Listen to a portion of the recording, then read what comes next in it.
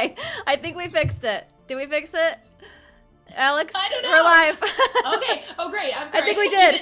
Yes. We fixed it. Yay. Katie to the rescue. Katie was like, "Is your Twitch stream on?" Yes, it was. So really, we need to have a command. Katie is the real mastermind. Yes, we do. Can one of our mods do that, please? Katie is let's say hi to people again. Is mastermind number 2. Yes. For the first time, rather, because nothing happened before this. Nothing. We started the stream just now, right? Yeah. It's a brand new stream, brand new day, brand new me. Hi, Vagabundas 69. Hi, Storm Patrick. Hi, Angel Devilson.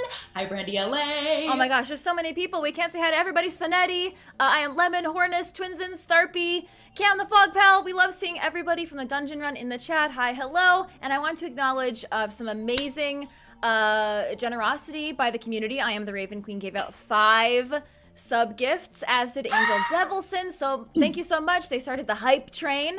Hornist cheered. I Am the Raven Queen gave out another 5 subs. Will gave out a sub. Spectre cheered 1,000 bits. Oh my god! So exciting. Angel Devilson with another 5 subs. Cetar subscribed. Fantastic way to start the night. Daz cheered. Man. Will cheered again. Raven Queen cheered. Hadrian cheered 1,000 bits. Oh my god, there's so many. The pack I'm loving cheered. The hype in the chat right now. Will cheered. Raven Queen cheered again. Hype train completed at level 5. Ooh, oh my gosh. Wow. Amazing. Okay. Bo Busy cheered 1,000 bits. I have to keep going. I'm sorry. There's only a couple more. Yeah. Will Braun gave out another sub gift. Spectre Ranger gifted a sub to Meathead XX kiss. And Raven Queen cheered another 200 bits. Thank you so much to everybody with your generosity. We are so excited. Another cheer from BKE Figgins. Thank you so much. Oh, thank you so much. And from the Pack NW. Red Robin. Thank you for the additional gift subs. Thank you so much. My brain is exploding right now. This is incredible. Thank you guys so much. And I also want to say hello to Whisper Josephine, who highlighted their text with their channel points. So yes, use your channel points to highlight your text and just be a part of the thing. Oh, speaking of being a part of the game, tonight we're playing Fiasco. Yes. We're playing the playset called Camp Death. And you can get in on the game. Jess, would you like to tell them how? Yes, if you go to our About page, you can contribute to the atmosphere of the game. We have a couple of subtle sounds if you'd like to include those, from raven caw to some footsteps to some crackling fire sounds. So what we would ask you to do as our community, our amazing Dungeon Run community who is here with us tonight, is please try to... Yes, we got our first sound alert. There it is. Crickets chirping. Thank you. That was a perfect demonstration for us. Thank you so much. You can do exactly that. Yeah, and what we want to do is try to keep those pretty relevant to what's happening. So we have like a lake sound, for example. So if you could, try to keep that to if we make it to the lake, etc. But there's some atmospheric sounds that could go anywhere. Yeah. So this is very exciting. I would love to bring in our other friends, the Dungeon Run cast. Are you ready, Jess? I'm ready. Are they ready? They look ready. We should mention that we are missing one of our beloved friends today. Jeff Cannata could not make it, so tonight I am Jeff. She is Jeff Cannata. I'm gonna do my best job to be Jeff. All you need to do to be Jeff Cannata is make a lot of references that I don't understand. Got it. I can do that. No, but truly, I will be a sore replacement for Jeff. No one could ever replace Jeff, but I am here to just support today. And we miss him, and we will have him back on the show as soon as he is available. Do you have an eye patch? Sean Patrick is asking. I can make one. Do you think I could strap this notebook? That's to my good. That's perfect. You look just like him. And an eye cord. Yep. There we go. Hi, I'm Jeff Cannata. Did I do it? How was that? Do I get the audition? Did I win? Yeah, you nailed it. All right, let's bring on the Dungeon Run folks. Okay, ready? Hi, everybody! Yay! There we are. You all look amazing. Alex, I'm gonna need you to do a sexy bartender voice for me. Oh, crucial. Right now. Sure thing. Yeah. Yeah, there it is. What do you have, big boy? Does that sound like Jeff? Did he say big boy a lot? He always says big boy. Oh, okay. It's his catchphrase, really. Yeah, I thought I heard him say that before. Okay, so all these outfits are incredible. As you can maybe tell, we're kind of leaning into an 80s, maybe late 70s theme. Because that's when a lot of these movies take place. The movies that we're kind of trying to emulate here. That's right. Yeah. We're going very Camp Crystal Lake, sleepaway camp. Friday the 13th. Lots of vibes. The Burning. If you've never seen The Burning, you should watch. It's a good one. Yeah, if you want horror movie suggestions, just ping Morgan at some point. He will not stop talking about it. Trust me. I apologize to everyone that watched Sleepaway Camp within the last couple nights, including all of my friends. It's a very sleazy, dirty movie. Heather told me that you and she are going to have words with all of this stuff. I apologize. I warned you all. I'm kidding, of course. I was joking at first, and then Jessica was like, I'm really going to watch it. I'm like, Yep. Okay, well, and I need did to warn today. you. And that last, I mean, I feel like I can say spoilers because the movie's 30 years old at this point, but more than 30 years old. But 40, almost 40, yeah. But the very last freeze screen, I couldn't. That was so scary. Life-changing. Yeah. Not in a good way. Oh, I haven't seen it, so now you've cursed another one. Now it's going to be me, Morgan. So thanks. I'm very sorry. Well, it sounds like we're in your wheelhouse, so that's very exciting. I'm very excited for this tonight. Yes. All right, so Jess, what is next? What are we doing? Okay, let's start with our character creation. We're going to kind of zoom right through this. We've all looked at the PDF and looked at the amazing options. And also thank you to Billy Pitt Games for, they sent us a couple copies of the hard copy of Fiasco. So if you want to play it at home, they have a board game version of it that's a little simpler than what we're playing. Or I shouldn't say simpler, but it's a little easier to dive into. And yet to set up, so I would highly suggest grabbing that if you're a fan of role-playing games. Otherwise, you can go online and pull up the PDFs like we do. So let me pull up the dice here for us. Just really quick, I just want to say I saw a couple people in chat ask, Jeff is okay. He is getting surgery, as you probably saw on his Twitter, but he's okay. It's for the best. It just got moved up kind of last minute because he needed to. So it's actually good situation, I guess. It's a better situation. Yeah, it's a better situation. So he's okay. He's just unable to be here tonight. So yes, please send him all your love. Yes. And well wishes, and he will be back with us very soon. Thank you for that, Katie. Yeah. And regarding TDR news, all we can say is things are happening, and there will be updates very soon. And I've seen questions about that too. That was definitely clear. So basically, no news is good news right now. Got it. That's how we're looking at it. Yep. Yeah, there it is. But we're all here together now, so that's nice. Yes. And by we, I'm saying we as if I'm part of the dungeon. You are now, Jeff. You are, Jeff. After tonight. Come on, Jeff. Alex, we all know wait, you're that part of one Jeff. audition for sexy bartender, and now she's like, so I'm in the show. Don't you have to be in eye surgery or in throat surgery tomorrow, Alex? So, are you sure you can be here? Yeah, I'm just really pushing through. That's it's fine. The lines are blurring. I just like being around people, so virtually. Well, that's not very Jeff at all of you. Thank you for that Raven alert. Yeah, sorry, these are going to be a little loud. I tried turning it down. I couldn't, so we're just going to deal with it. That all was right. from I Am the Raven Queen, too. So Oh, nice! apropos. How Perfect! It's the apropos. perfect sound alert for you, I like Renee. the Raven that was like, all right, get to the game. So I came up with an interesting kind of way to keep up with with the relationships and stuff last time. I just thought I'd share it just in case it's helpful for anyone else. Mm-hmm. I draw a hex, well, depending on how many people are in the game, I draw a shape that has that many points. 1, 2, 3, 4, 5, 6. Oh, yeah. That's right? A hexagon. A hexagon, yes, exactly. So, and then I basically will write everyone's name on each corner. So I'll put my name there. And once we have to decide, I think, who's beside who. So I'll hold off on that. But then I write everything that connects us on the little line in between. It just helps me keep up with things. So Yeah, I love that. I'm actually going to do that right now, too. So we will create relationships with the people next to us on each side. Well, I should point up and down in this case. So I will have a relationship with Jared and Alex, and Morgan will have a relationship with Katie and Jared over on his end. Okay. So we are beside people as it looks on the screen. Got it. Yes, Okay, we'll do that. Cool. Great. And for the sound effects, because the Pack NW was asking, you need to go to the About section of our Twitch page, right? Is that correct? Yep. Okay. So it's not in the community points. It's in the About section. So head on over there and get in on the game.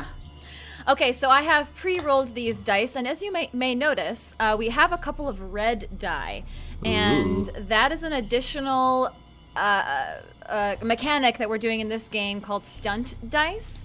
And it won't take effect now when we're doing the character creation, but later in the story, if somebody decides to pick out a stunt die, then somebody will die in that scene. It doesn't have to be a PC. It can be an NPC, but someone will die.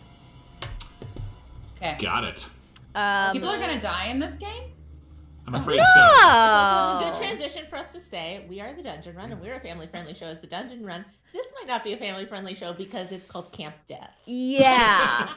Yes. We're gonna do our So best. if you're watching with your children, I would say maybe don't.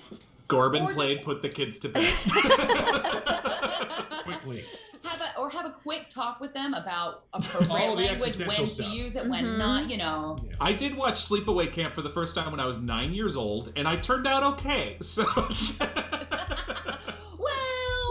did I? Did ya? No, just kidding.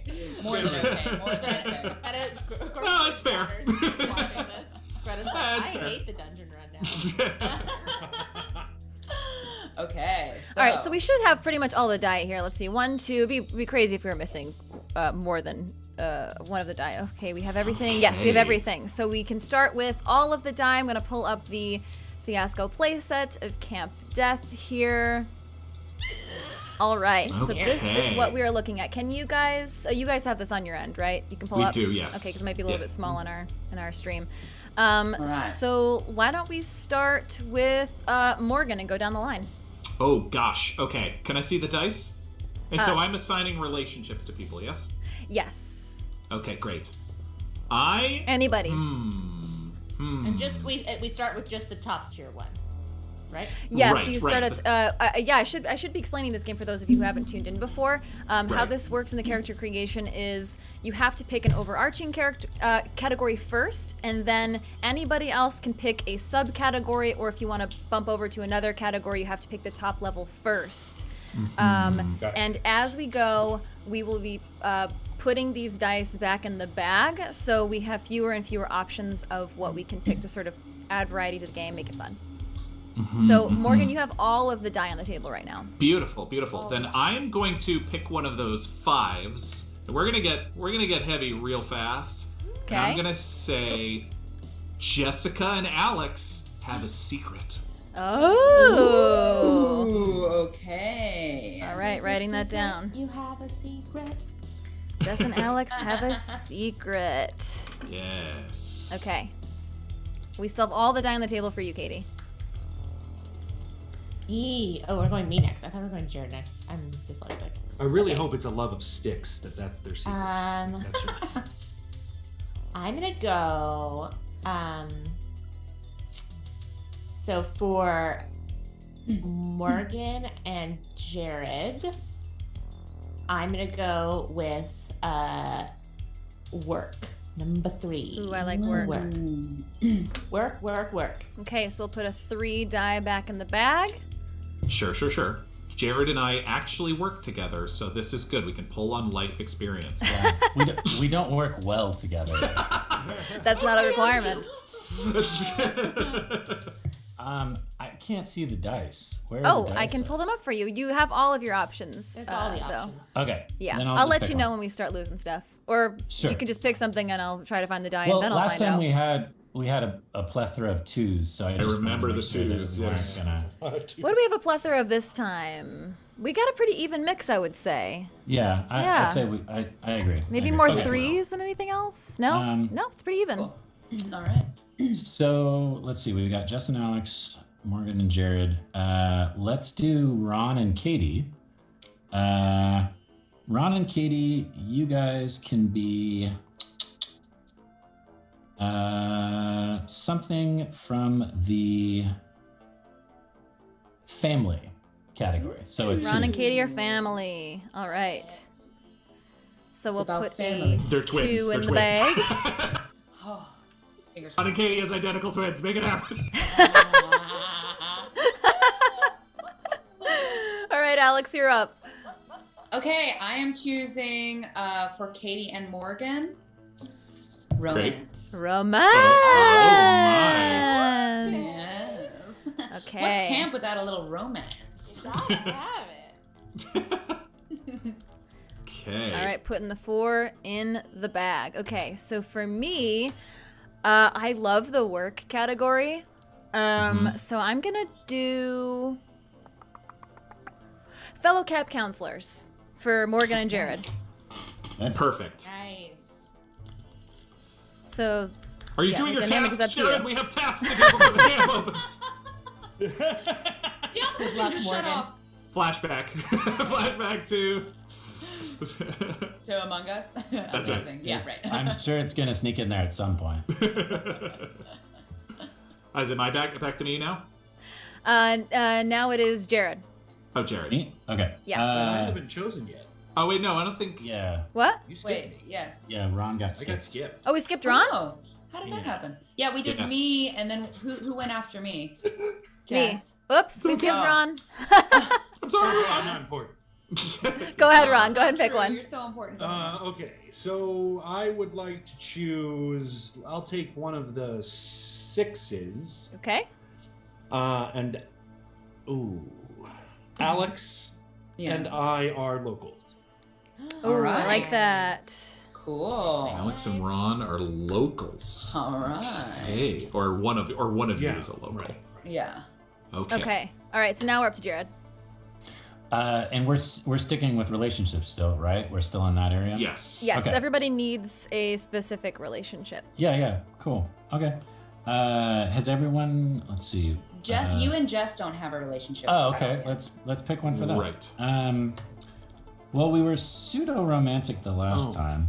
I just So- realized that Jared's already a camp counselor. Should we choose the local between Jess and Jared? Oh, no, it's okay because. Okay, cool. Because, there's yeah. I didn't know how many multiple camp counselors we Yeah, had. that crosses. That Yeah, works. you could be a local camp counselor. Yeah, Okay. totally. All the drama happens amongst the camp counselors. You know? Like, townies. There's a bunch of them. So I Jared's like, a townie. I like secret a lot. So I'm gonna do Jess and myself have a secret as well. Jessica has Okay. so many secrets. She's a secret There are my keeper. secrets. Okay, that's a 5. All right, 5 is in the bag. We still have everything. Yes, we do. We have all the die. Alex has both her relationships. I have both my relationships. Jared has both his relationships. Ron has both of his. I think we're all good on Yeah, relationships. we need. We all have a surface. What's- We yes. haven't specified. Oh, the specific. Yeah, the specific. The only Right. the only people who have specific relationships are Jared and Morgan. Yeah. That's Correct. correct. Okay, Whose turn is it now? yours. I'm doing it. Ron and Katie are identical twins. Yes! I love it. It's too good. It's too Yeah, good. it's good. Twins. Yes, I'm circling Twinsies. that. Love it. Okay. Oh, that was which number is that? That is a 2. 2. Okay. God. I believe that was our last 2. So 2 is off the table. Okay. Okay. Okay. Whose turn is it? This music is so I good. think it's yours, right, Jared? Isn't it? No, You just Katie. went. Oh no, I'm sorry. We're Oh, going me. the other Sorry. way. Okay. We have everything except 2s. Yes. Yeah. Okay. So for Ron and Alex, you guys are locals. That's what it is. Oops. Oh my goodness. I over scrolled. Where's it? Where is it? Oh, God. Bum, bum. Okay. This is going to be so fascinating already. Oh, Do yeah. you want me to buy you some time, Katie? Yeah, you got one. So, well, what I was going to say is, in the game it says to call it Camp Clearwater, which I think is a little too vanilla for us.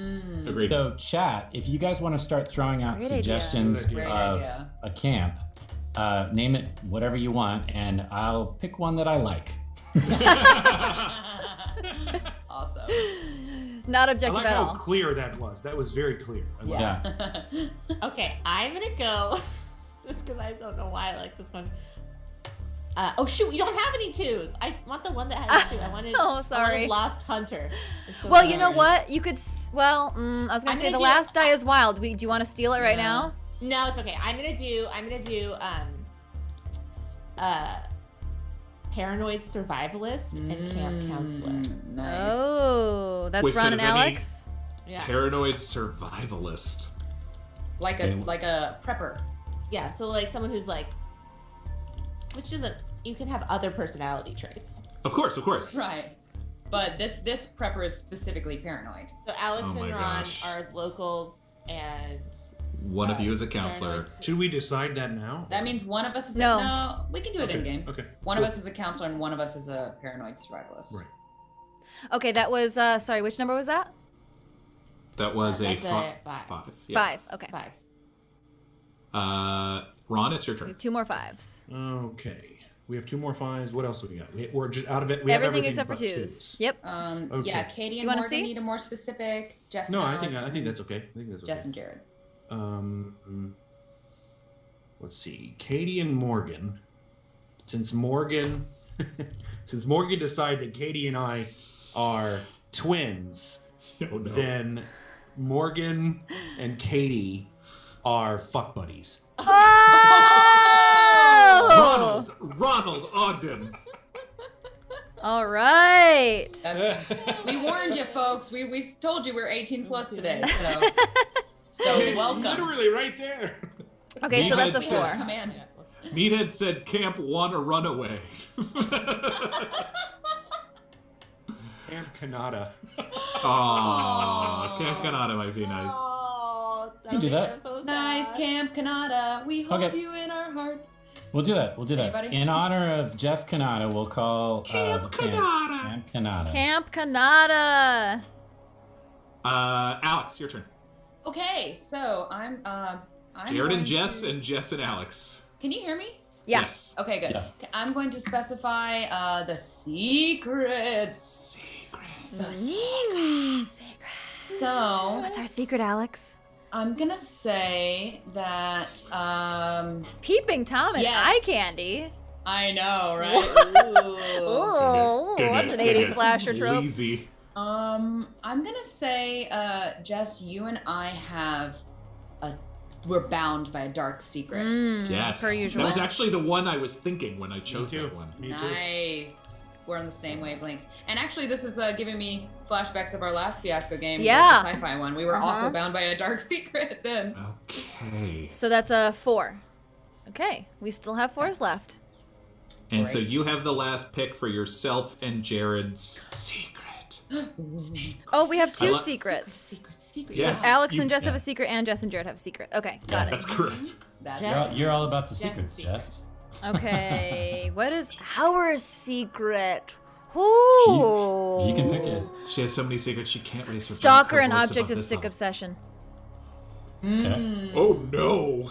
Stalker. And I do want to specify that personally, how I'm translating this is, ideally it would probably be with each other, but I could also I could see it happening where this is outward, right? But we have to know about each other, or does that kind of go against the grain? It should be with each other. Wait, I think you mean, it's like, with each other. Has to be one with is each stalker other. And one is That's- Yeah, one is. that's- Okay, yes. okay, has to be with each other. Yeah. Okay, that was a 3. Hello, Okay, so Mata, 3's hello, left. Fada. Hello, Here I Fada. am at Camp Cannata. Ah! Hello. Hello, Fada. Here I Give am. them I Camp can't. Cannata. I So- wonder if And I think it was You Corbin will played love me. said, Camp Cannata, stay alive. Amazing. Okay, so Okay. now Wanna we can recap? move. Yeah, now we can move into the objects, locations, and Before we do that, can we recap? Can we recap just? Yes. Sure. Yeah, cool. Sure. I have Alex and I share a paranoid survivalist and camp counselor. Mm-hmm. Yep. Myself and Katie are twins, identical. Katie and Morgan are F buddies. Morgan and Jared are fellow camp counselors. And Jared and Jess stalker an obsession. And then, of course, Jess and Alex they have a dark secret that they share. Sure. All right. Okay. Whose So- turn is it to pick? Jared's turn. I only have 1, 2, Okay. 3, 4, 5, 6, 7, 8, 9, 10, 11, 12 die left. So somehow I accidentally put one extra one in the bag. How do the red die work? When we get down to the end, or when we just randomly use one, it gets thrown into a thing? That'll happen when we start improvising the movie. Those will take Got those will Okay. come into effect. Okay, so I would like one of the locations to be in the woods. Yes. Love that. Yes. A So classic. do you choose that for? You choose that for 2 people, right? Yeah, so how we should play it Sure. is you will assign it to 2 people who will certainly share that location, but we can all use this location. I got you. Right. Got it. Sure. Because my relationship with Morgan right now is kind of stale and vanilla, I'm gonna choose that for us. Okay. All right, the woods. What number is that? That's a 5. That I also is a like the 5. woods. Okay. Sure. I like the woods too. Me too. Okay. Okay. So we all like the woods. Got it. My Glad we turn. got For I now. believe. I'm going to go. Wait, do we have 5s? We do have 5s. Yes. We have I'm gonna go everything with, except for 2s. Objects, ominous findings.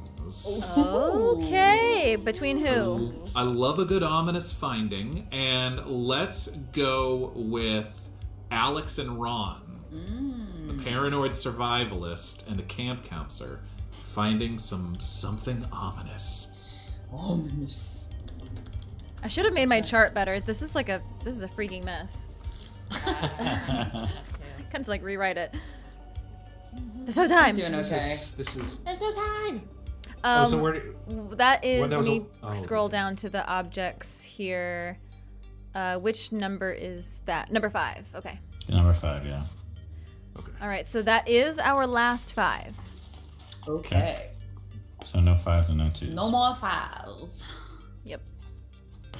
Okay. So that was Morgan. Katie? Okay, I'm gonna do. We have 3s. We do have 3s. We Okay, have I'm gonna do. 3 3s.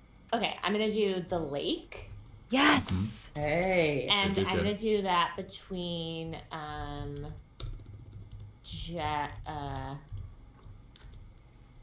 Jess and Alex. Ooh. Okay. Found by a dark secret. Ah, the lake. Ooh, I love the lake. I was really hoping I would Yeah. get that. Amazing. I know what you did last summer in the lake. Ah, yes. And also Camp Crystal Lake. Oh my god. All right, Lakes are creepy. Ron. Okay. Ronald. Lakes Okay, are creepy. Give me needs as well, right? Oceans, Yeah. not creepy. Yeah, Lakes needs. creepy. Yeah, no, please Oceans do are some terrifying. Lakes Yeah. are just creepy. And ponds, Ponds are romantic. All right, because it fits into the trope, fellow camp counselors in the woods, you have a need to get laid. Yeah. Yeah. I'm just Oh, saying, yeah. this is you made me watch Sleepaway Camp. This is your fault. Oh my god. Wait, So they also both for need to Jared get and I? Yeah. Yeah, it's for It's Jared. a deep Oh my. relationship. God. Okay. I love that. Oh man. Okay, we still have 2 1s left after this. So what we have on the table now, I'll switch it over so you can see. We have 2, 3. Oh, we have 4 1s left. Yeah, we got a whole lot of 1s. 2 3s, 1 4, and 1 6. Okay. It's Alex's turn, yes. Okay, I think I want to specify these ominous findings. Great. You said 2 3s, 1 4, and 1 6. Is that right? 4 1s, 2 3s, 4 and a 6. Wow, Okay, 4 ones, 2 threes, a 4 Go- and a 6. Go with the 3. Go with the 3. Just not a 5, basically. Yeah, well, I was actually interested in Corpses of tortured power animals. lines. Oh. The power lines have been Oh, deliberately I like that cut. too. Good one. Yes. Wait, which one? Huh? Cut power lines. So that's between you and Ron. Uh-huh.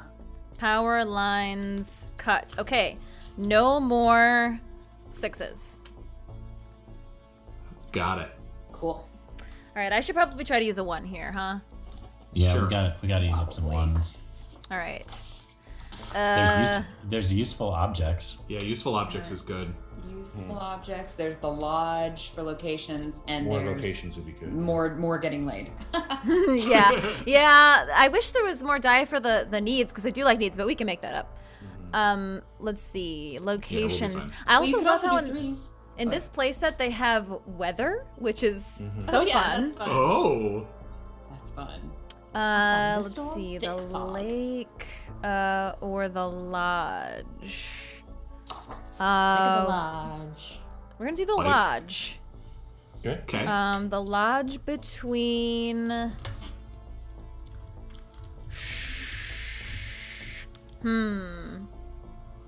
Katie and Morgan.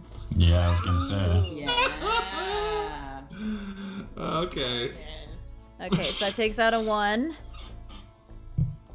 My turn, right? Yep. Useful object, using another 1. And should I give that to the twins or should I give it to us? I'll be nice. I'll give it to Ron and Katie. What is it? A useful object. Ooh. I'm using up Nice. another 1 for useful objects. Nice. Okay. Okay. Great. Back up to Morgan. And our dice are once again what? We have 2 1s, 2 3s, and a 4. 2 1s, 2 3s, and a 4. Okay.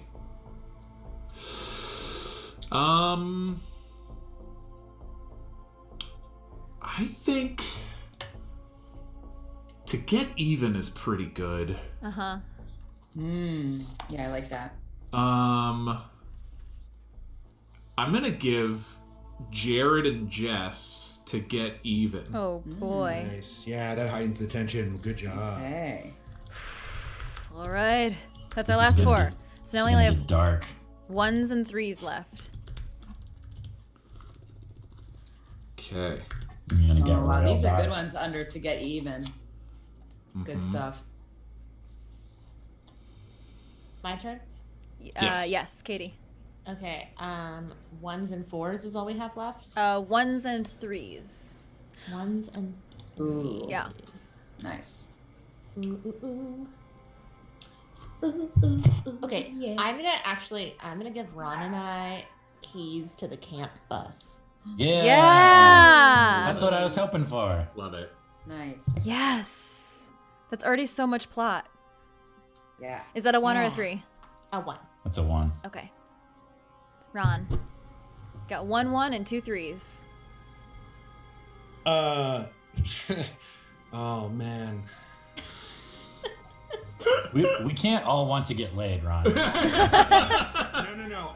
I'm torn between making it clear that you guys get laid to prove that you're straight, or to give Katie and Morgan the to get respect. I kind of like to get respect. Yeah, that's where I was leading to. The prove that you're straight is just a trope that I find hilarious still. Let's get respect. To get respect. Between Katie and Morgan. Okay, that's a 3. That also, yeah, and it heightens because Morgan's supposed to be wanting to get laid all the time, and it heightens that a little bit. And this dice situation works out perfectly actually because the last die will be wild anyway. So Jared, you are not beholden to what's left on the table. But for Alex and I, Alex, you have a 3 and a 1. Oh, it's my turn to choose again? Yeah. Okay. Oh man. Okay. 3 and a 1. So, Jess and Jared, you guys had to get even, right? Yep. So Yeah. I want to specify that and make it because why should they be so happy? Ooh. Why should they be so happy? A lot of emotion behind I mean, we're all the killer at this point. This is what I like. Is Yes, it could be anyone. What a plot twist. We're all the wait a minute. So I only The have real a killer was the friends we made along the way. I have a 1 left, so I'm gonna go with. Well, let's see who's needing more stuff here. Everybody's got a lot of stuff. Katie and I have a lot of stuff. Jess and Alex, you don't have a whole lot. Yeah, we're bound by a dark secret. Who doesn't? That's Alex about and it. I? You and Alex. We had and the lake, and that's it. the lake. The lake could be specified if you want. Rick and B lifeguard tower is pretty good. Yeah. We don't have any weapons. Oh yeah, weapons. Well, I only have a 1 Oh, left, right. so I have to either dang. pick a useful object, the rickety lifeguard tower, or to get laid. Or the Lost in the Woods. Oh, Jared that's and right. I. We do have woods. Oh yeah. We're trying to get laid, but we're lost in the woods. At some point, you get lost in the woods. Well, you and girls at, Morgan? You said there were girls out here. Oh yeah, you do have the need to get laid. Save it for the movie, man. You know what? Jeez. For I'm you gonna and give- Alex, Jess? What was that? Is it for you and Alex though? Because you guys don't have that. Well, I have to go with a 1, so I think I'm gonna just give us a useful object. Nice. Nice. Okay. An unspecified useful object. Yeah, Got and it. we can make that up in our own minds if nobody, Cool. if Jared doesn't give us the specific. Okay. Yeah, I can pick one. Useful object. Yes. And, So you and can I have pick a whatever you wild card, want. right? Yep. Your useful object is a hatchet. Yes. Right. Hatchet. Okay. Yes. That makes so So much who's sense got the for hatchet? Alex. Jess and Alex got a useful object, so then I chose hatchet. Makes sense for me. Because you can use the hatchet for all kinds of things. Yeah. Cutting After wood, this is other things. yeah. Okay. You could- Cool. You could use the hatchet to cut the power lines. I think I pre-assigned you as the survivalist in my head, and that's definitely not assigned yet. It's That's the what it flannel. Yeah. It's Flannel. I get that all the time. Do you want to survive? Why, yes, you do. I could tell by your flannel shirt. Okay. Thank you. Next. So now I think we should do a quick recap of our characters, Yes. and Yes. then we will do the naming. Okay. The naming. Okay. So I'm gonna get us set up with these die. If somebody else can give me a sec here. Ron, you did the recap good last time. You want to do Okay, it great. again? Yeah, and I'm probably Got a- missing got some a here, lot so of fill me stuff. in, please. Sure. All right, so let's start with Jared down there. Jared shares a relationship with Jess because they are stalker and obsession. They share they share a secret. Mhm. Why they are To get happy. even. That is our because- secret, right? Right. To Yeah. get even. Oh, I guess so. Yeah, right. To get even because why are they so happy? Yeah. And then we have a connection between Jess and Alex. It's a secret, dark secrets. They share a dark secret. They have a hatchet, and their location is the lake. Something happened. yikes. Yep. Alex and myself, we share the paranoid survivalist and camp counselor. We found something ominous, and that is that the power lines have been cut. Myself and Katie, we are identical twins, and we have the keys to the camp bus.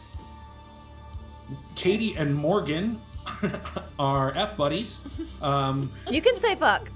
Yeah, you can say it. Fuck. Katie and Morgan are fuck buddies, and I think F buddies is such a funny F buddies.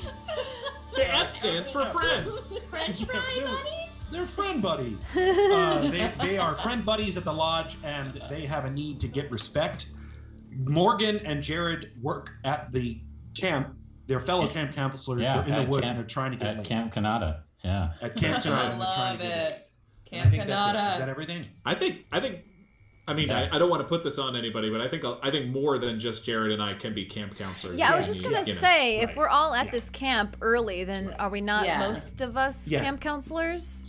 Yeah, Yeah. the background of Camp Cannata is that it's 2 weeks before the rest of the campers actually get here. Ooh, okay. It's pre-summer. Cool. Yeah, let me And read then- the boilerplate. Actually, that's a good idea. Yeah, read the boilerplate. Cool.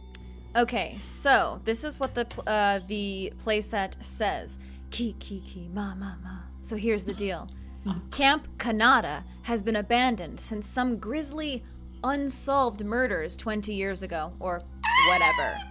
The new owner probably made up some creepy story to tell the campers and scare up business. Yeah, come on. What I know is we've got a couple weeks to get this place set up before any campers arrive, and most of the hard work is already done. We've got enough booze, pot, and distance from authority to make this the greatest summer ever. What could go wrong? All right. So Okay. I think we're ready for the naming process, which we're gonna steal from Jeff and name the person next to us. I love that. Okay, great. I love that Jeff, came up with that. Yeah, thank you so much for that Way suggestion. to go, Jeff. Jeff. You're welcome. You're the best. Thanks. So why don't we start? Morgan, do you mind being the starter of this Sure, game? You have the sure. most prolific knowledge of horror movies, so it just seems Oh my fitting. gosh. Oh my gosh. Okay, got it. I will name Katie and call her Christy Michels. But her last name is Michael. All right, dang it. I swear to God, Michaels just came out and I did not remember that her last name was Michels in that moment. I mean, we're potentially like young adults, maybe even Her name teenagers. is- So Cream. we could just do Christy. Kidding, no, We not just really. do Christy. Yeah, we could just do first names. Christy. I thought you were gonna say Yamaguchi. no. Christy's. I like Christy. Christy. It's very 80s. Yeah. So Okay. we're just doing first names? Sure. Yeah. Okay. Unless, hey, if you got a Stu Sussman in your back pocket, break Yeah, it out. yeah, yeah. But If yes. it's- if it's- I have a last name for Ron. Okay. Okay. Because I just thought of it. Okay, Ron is Chet Sturgeson. So you're Christy Sturgeson. ONA, only known as the Sturge. The Sturge! Oh my god. Oh The Sturge! Just Christy and Chet Sturgeson. This Sturge. is a mess. I should not have done Amazing. this. I can't read it. What is it? Oh, It's here. a bunch Yeah. of circles all over and the place. squares, and it doesn't make any sense. The more I play, the more organized mine gets because mine was. Can I get a PA fly in me another piece of paper, please? Anybody? This is the Pebbles? last Come one on, we Pebbles. did, Come on. and the I most had the recent one. Sturge.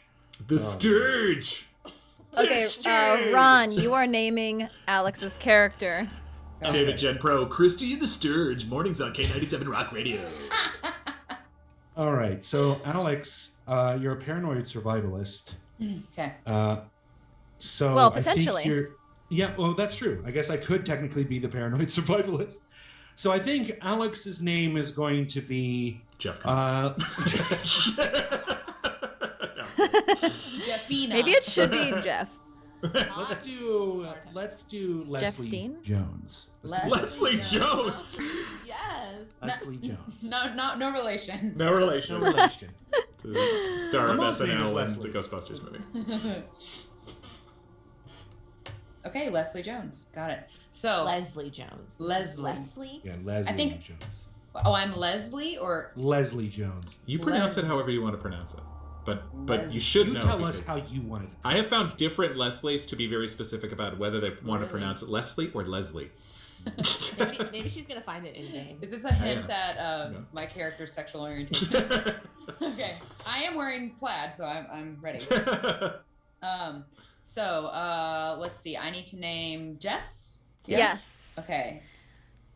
So we're bound by a dark secret, and I'm stalker object of obsession with Jared. Okay, Jess, your name is Jocelyn.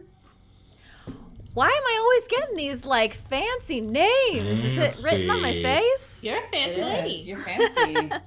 Jocelyn. Jocelyn Hillhurst. Ooh, God, are you Hillhurst. British, Jess? that is. Am I? Do I have an accent in every game I play? Yeah. She's the preppy girl. Or like the exchange student from the UK. Or wherever. It's fine. That's a good one. Jocelyn I always thought Hillhurst. Jocelyn was such a sexy name. Jocelyn. Yeah, that's So good. she's Jocelyn your junk. No, I'm just Wow. What? Sorry, what? was sexy? She's Jocelyn your Hillhurst. Your Hillhurst. You don't think that that's sexy when somebody just jostles your book? Let me get in there. Wow. Jess, it's your turn. Okay, Jared, your name is Mike. Mike. Wait, how do you spell the last name though? Mike. Mike. Mickelson. Is that his nickname? Like, hey, Mike. Whatever Jared He's wants Mike it to Mickelson. He's Mike Mickelson, so his name is Mike. be. Mike Mickelson. Oh. I Mike like Michaels? Mike Michaels. I'm Mike Michaels. that. I like Mike Michaels. Mike Michaels. Mike. Your It's Mike parents Michaels. hated you. Mike Michaels. Whatever you want. Yeah, we're deciding right now it's Mike Michaels. Mike Michaels. Your parents really had something against you. Katie, you don't have a wanna- brother named Mike, do you? No. Oh yeah, Sadly. sorry about insulting your parents. Also, it's my maiden name. It's Hey, dude. not my maiden name. Oh, true. It would be Jake. Does Jake have Oh, a right. has a? No, Jake does said not my have a name, brother name. All right, so Morgan's the only one that this one. Yeah. We should make Give up me more my names if we do name, Jared. Morgan, your name is Nigel Mathers. that. Oh my god. Nigel. Are Jess and Morgan brother and sister too? Nigel Jocelyn and Nigel. Nigel Nathers or Mathers? Mathers. Oh my Mathers. gosh. I'm only calling y'all by your first name. Mathers because Morgan is good with math. That's I'm how not- I came up with Oh, Mathers. thanks. Oh. I'm not dressed nerdy enough for that name. Okay, I think we can begin with the first act of the movie. So I'm going to pull up these dice again just to show everybody how this works. So as we progress through each scene, everybody will get 2 scenes per act. We'll go around twice, and the die will deplete as we go. About halfway-ish through the scene, everybody else will give them a thumbs up or a thumbs down if you want it to end well for that character or poorly for the character who initiated the scene. We can also, if you want to pick a die yourself when you begin a scene, like you want it to end well or poorly for your character, then we can set up the scene for you. And we also have these red die, so instead of doing a thumbs up or thumbs down, let's do a little. Okay. No, wait, I'm sorry. Instead of doing a thumbs up or thumbs down, we do what? You do like a little slice across the neck. Oh, love it. Okay. What if we want it to go well? Thumbs up. Because thumbs down means you want it to go poorly, but it doesn't necessarily mean that somebody's gonna die. Right. So if you want someone the to die- slice is only for the red die. Yeah, and there's only 4 of Okay. them, and ideally, we wouldn't get rid of all of those in the first act. We want to save some for the second act. Yeah. Yeah, you gotta be a little bit of a slow burn with these, you know. And I'm looking at these dice here to see if we should be aware of any. Now, Let's see. clarification. We only have 2 through. With We've the got a pretty good stunt array. dice, does the character need to die? The person who's running No, the character can need be to die? anybody. Can be an NPC. Just someone's A gotta die. death in the scene. Gotcha. Death in the scene. Yes. I wrote something as an intro if you guys want me to. Yes. Oh, yes. please. Wow, overachiever. My goodness. Are we ready to start? Who's gonna be the first scene? I should ask. Well, if you Shouldn't want it to be you? intro that, then we can go starting with you and and go me, around. You and me in the woods. Okay. So let me that. read my thing, and then we can start into the scene. Okay. Okay. Are we ready? Yes. Let's do this, bad boy. Are you ready, chat? You ready for this? Tell us if you're Right. ready. Take a deep Get your breath. popcorn. Convince me you're ready. All right. I'm sweating already. Camp Cannata. Peaceful, quiet, a nice place to visit. But something has gone terribly, terribly wrong. When the sun sets, something hunts them in the darkness of the woods. Something silent, something brutal. Something or someone is killing the people of Camp Cannata. It is evil. It is close. It is among us. Jessica Lynn Parsons as Jocelyn Hillhurst. Ron Ogden as Chet the Sturge. What's going on? Morgan Peter Brown as Nigel Mathers. Katie Michels as Christy Sturgeonson. Oh, hi. Alex Hensley as Leslie Jones. And Jared Kjack as the Mike Michaels. Yes! Thank you! Automatic music that's playing. That was amazing. That was incredible. There was some great sound effects. Yes! In there too. How did Thank that you, turn Hadrian. out so well. Wow. I've never been more excited. Okay. Wow. Oh, yes. Thank you, J-Rock. Okay, so Jared, It's the actual sound of my heart right now. Okay. how would you feel about starting the game off since you did that amazing introduction? Yeah, I'd love to. Okay. Great. So the scene opens up, and the sun is just starting to crest. Great. You see the backs of two men walking away from a wooden structure out into the woods. One of them has a backpack over his shoulder. He's a little thin, a little bit more gaunt. The other one is massive, like a ex-quarterback, or maybe he's still a quarterback. Bulging muscles, kind of a shaggy, maybe he uses a little too much product in his hair, poofy brunette. But as they're walking out that direction, the sound dies down and you can actually hear just a little bit of animal noise. Some crickets chirping, some ravens cawing maybe. And as the camera pans around to the front, you notice that the two gentlemen that are walking out into the woods seem to be having a heated discussion. I don't get it. Well, what's to get, Mike? I don't understand what the issue is. Well, I thought we were gonna get some tail out here. And as far as I can tell, it's just you and me, man. Well, you're rather handsome. No, I'm just joking. Listen, the ladies and the others should be arriving soon enough. There's some in the next. Oh God, what was that? Sorry, I'm fairly new to these woods. I think these buildings are like rotting and falling apart. I swear I saw something chewing on the outside of it. Well, yeah, Old Man Cannata did just open up this summer camp for the first time in 20 years. But we are sort of the reconnaissance, if you will. Don't use big fancy vocabulary words with me, man. I'm sorry, Michael. Let's just keep it real, okay? We're the You first. promised me girls. Okay. I don't see any girls. Right. Well. Soon enough. I think there's going to be some excellent young women. I have heard that I'm not from this area. I'm obviously, an exchange student just staying here for the year. But I'm very excited for my first summer camp experience and to experience all the kinds of bawdy things we could get up to. Let me ask you this. Since you're from overseas, what do you do to pick up girls? Like, what's your move? Well, in the United States, I find that all I need to do is speak with this accent that I have, and it just seems to work wonders for me. Yeah, girls just are totally into that. They think you're like smart and charming, and you're a total wimp. And he socks you. Thank you. Yes. I do my best, but I think there's something about the unknown that women find attractive, And really, as an American yourself, maybe you should next summer come over across the pond, and I'll show you around. I'm sure you'll have great success. Yeah. What are the British chicks like? They're all right. It's always. You hear a.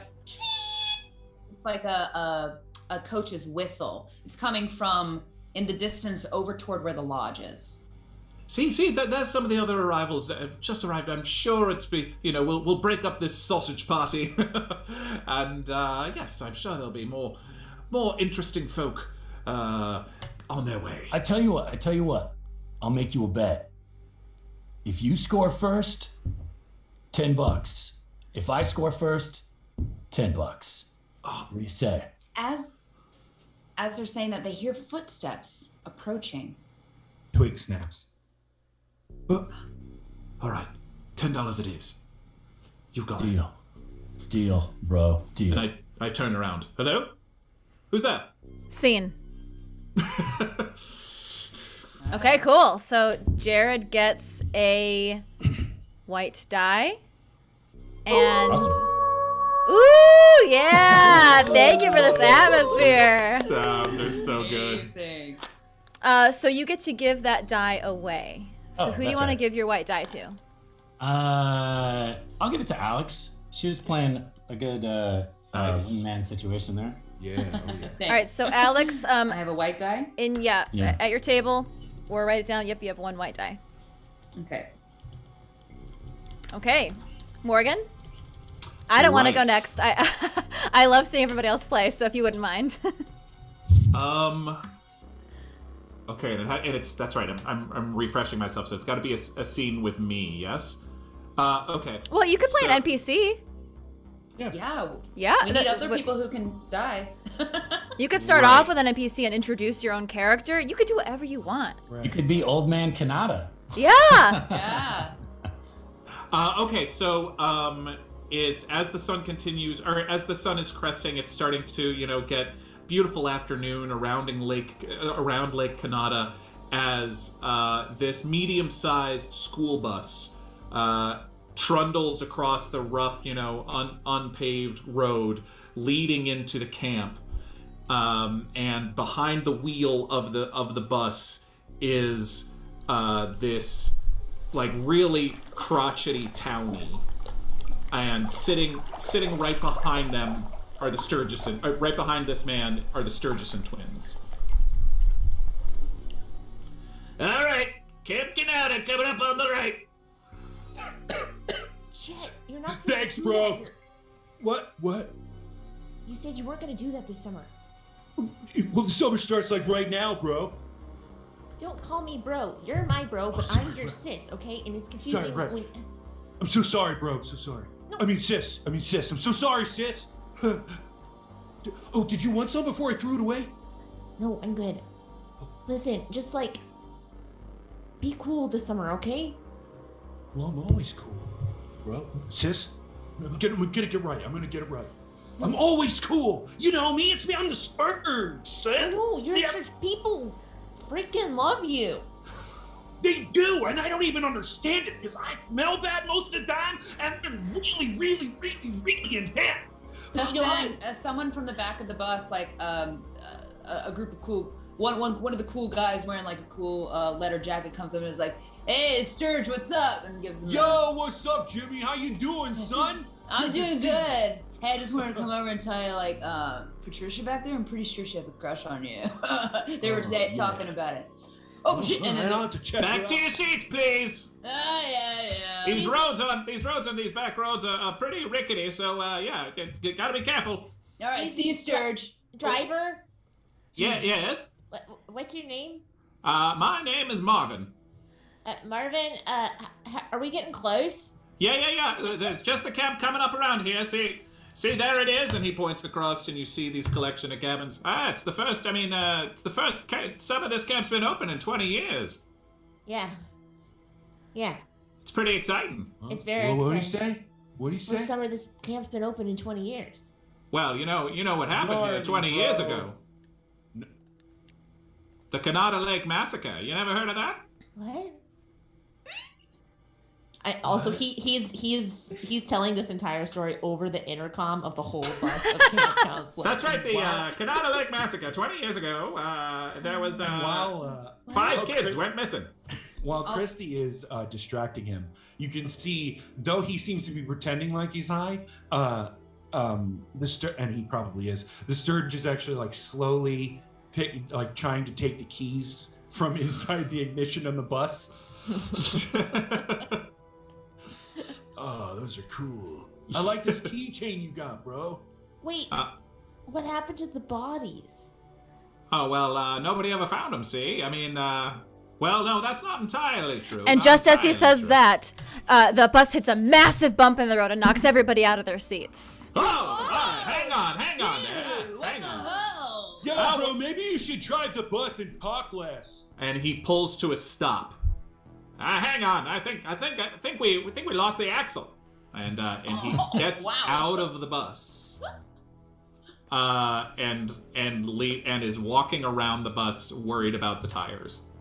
The Sturge grabs the keys and says, "Let's get out of here. This is way. We can walk the rest of the way. Let's go. The Sturge!" And he bolts out the bus. Come on, Christy! Everybody on the bus, all the other kids are like, yeah! They're just on board for anything the Sturge. Sturge. And scene. So I think that did go poorly for Morgan. I was the only one who voted, but I voted thumbs down. I voted. You did? I voted. Thumbs down? Yeah. Oh, I didn't see it. Okay, cool. Ooh, howling wind. We're already introducing NPCs that we can knock off. I'm a fan of this. What was his name again? Marvin. And Okay, Alex, cool. you also talked about a female that you referred to. His name was Jimmy, but he referred to a female. Patricia. Yeah. Patricia. Okay, so Morgan, who do you want to give your black die to? I'm gonna give the black die to you, Jessica. We're gonna give it to Jocelyn Hillhurst. Oh my goodness, thank you. The Sturge feels stuffed, bro. Okay, Katie. Okay. Your scene. And just to remind everybody, you can eventually, if you want to, decide if you want to get the black or white die, and we will set up the scene for you. Great. Okay, so the bus has skidded to a halt, and the campers are walking, and then what we actually cut over to the lodge, and you see kind of a woman who's probably younger than she looks, like she's aged herself with her poor attitude, and she's sitting there with the whistle in her mouth, just blowing it. So it's the whistle that they heard in the woods earlier, just blowing it over and over again. Frickin' kids, I told them to get here. This is what time I serve lunch. I serve lunch at 8 o'clock. 8 o'clock is when lunch is. Okay? It's a late lunch. In my house, there's a lunch. Dinner and lunch is the same thing. You have a late dinner. It's 8 o'clock. You don't get hungry before you go to bed because you don't want snacks before bed because you don't have food for days. We got to last on what we got for the summer. Around the corner, Sturge and the group of kids in the bus are around in the corner. Yo, let's get some snacks, bro! Sturge! And they run up. Oh, and when and they stop when they hear the whistle. So you're the new group of campers, are ya? Yeah, we are. I'm the Sturge. Did I say you could talk? Sorry. I'm so sorry, ma'am. What's your name? The Sarge? No, the Sturge. They call me Sturge because I'm the Sturge! Sturge!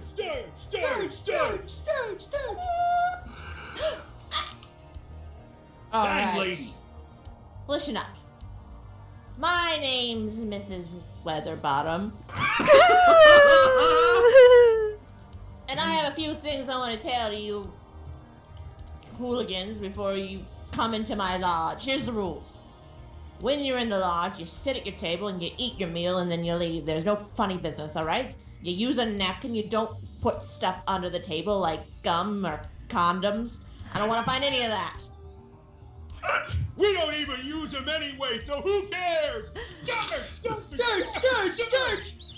All right, everybody get in there. Oh, dude, there's a rat. What the heck? And then Miss Weatherbottom just takes out a large, like, serving fork and just skewers the rat into the wood board. Mrs. Weatherbottom is intense. And all the kids are just like pale, like ghosts. But this is just counselors. Now we don't have the camp. Yes, Oh yeah, just the counselor kids. Yeah, exactly. Okay. But they're just so shocked by what happened. And as the kids, as she like shuffles the kids in, she's gonna grab the Sturge by his it'll be like his wrist because she's like 4'11". And Dark side Grandy Dumble stuck. Yeah. And she's gonna hold the rat up. I don't want to hear you misbehaving, or else this is what you're gonna be eating for lunch, breakfast, and dinner. You hear me? And she's gonna take the rat off with the skewer. She's gonna open up his hand, put it in it, fold his fingers around it. Enjoy your meal. Joke's on you! Oh, we were going thumbs up. Oh, we're going thumbs up? Yeah. You can vote however you want, but I did thumbs up. Across the room. I'm gonna vote down. Gross, bro. Oh, we're split. All right, I don't think- resolve the scene how you want. But Ron voted down. Yeah, I Oh, did go down. okay, so things go poorly for Mrs. Weatherbottom. Oh, yeah. Oh. Okay, so I have a black die that I have to give out. Is that what happened? Yes. Okay, I'm Did gonna we- give my what else? That was just how did the scene end? It was just she handed it to him and then. She walked That was- away, and I. Yeah, she walked away and he threw it. Yeah, Okay, gotcha. yeah. So I'm gonna give the black die to. I'm gonna give it to the Sturge. Yeah. Okay. Ron. My turn. Yes. Yeah. Okay. We see a transition, almost like that creepy rewind transition out of the lunchroom, out into the woods, high into the sky, turning to see another part of the woods and zooming in. And there's a lone cabin. And inside the lone cabin is a woman, and she looks like she's sharpening a hatchet. Yes. As the camera enters the cabin, you notice that she's not alone. There's someone else in the cabin with her, behind her, just out of the light coming through the window as the sun sets. And as the figure approaches, a hand slowly creeps out and places on her shoulder, startling the woman with the hatchet. What the fuck? Oh my god! Sturge, what are you doing here? Oh, wait.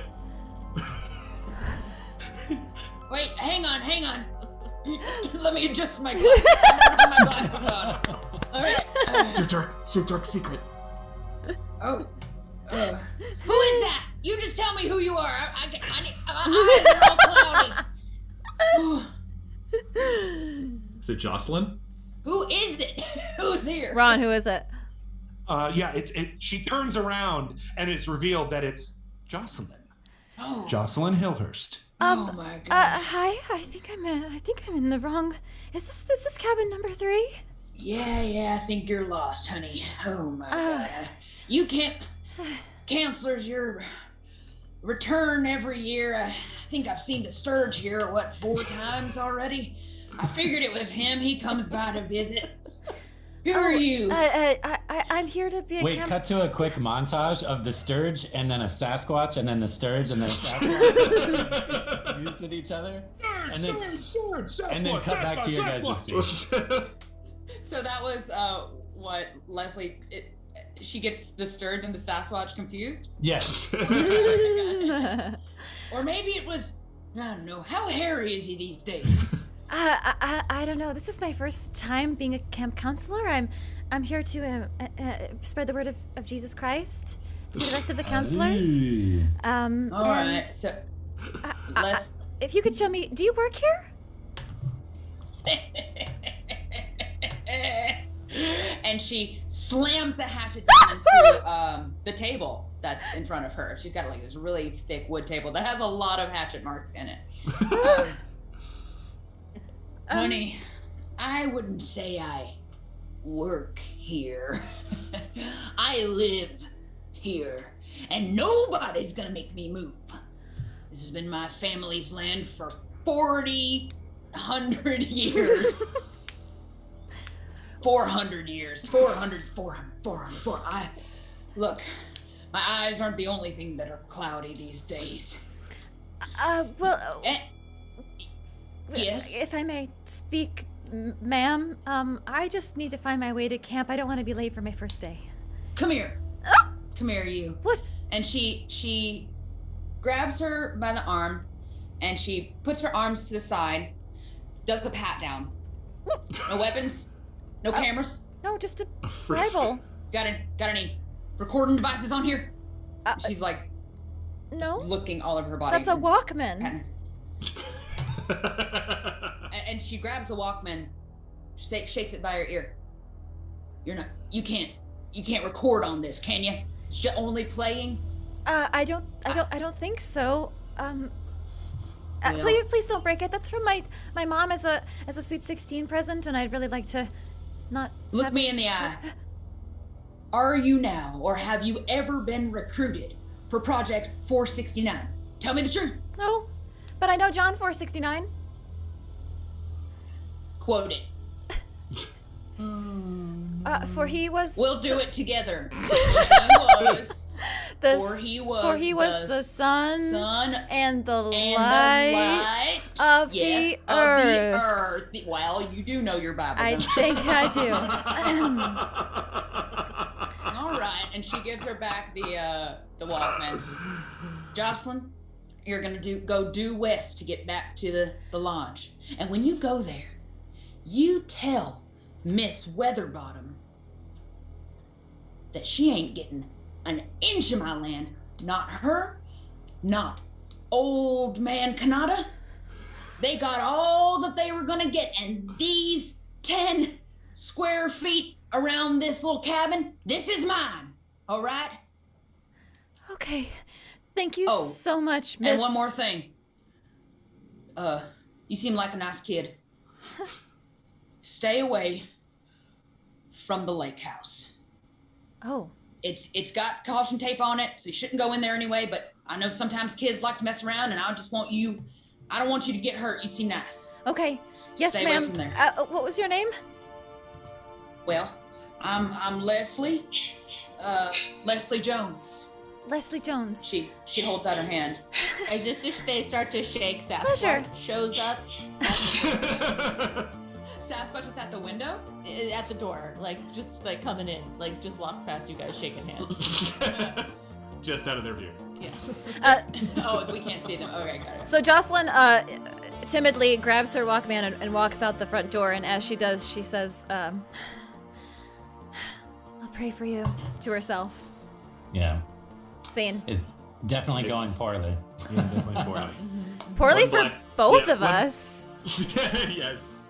So who was that? That who was for? Ron Whose scene initiated was it. Okay. Yeah. Okay, so Ron, who do you want to give that black die to? I'm gonna give the black die to Jared. Okay. Cool. Not Mike. Nah, Mike Michaels. Okay, Alex, your turn to initiate the scene. Okay. So, just making some notes. My note is Sasquatch is real. Okay. Well, seemingly. I did say that the Steven. killer could be someone or something in the trailer, so That's true. So The trailer. something that we in the trailer that we to the viewer's eye at least looked like Sasquatch walked into Yes. Right. Leslie's house. It's the and- thing from your flashback where it was the Sturge and Sasquatch. You were going back and forth, and then Yeah. Right. I think Leslie Jones definitely has some vision problems and Yes. Let's blurs of people. make sure we yes. Yeah. And I believe a little bit of a cloudy mind too, so maybe she's seeing some things that bit. maybe aren't actually there. We're not really sure bit. what's real or not. Sure. We'll just say that when we saw all the Sasquatch scenes so far have been kind of shaky, held camera, they're like found footage, stuff. blurry Yeah. found footage. We're not really sure what's real and what's not in terms of that. Maybe Okay. it was Sturge. Maybe it wasn't. Yeah, you just saw Maybe. like the shadow of it. Maybe it was the Yeah. Sturge in a Sasquatch suit. You don't know. Not quite sure. Not quite sure. Okay.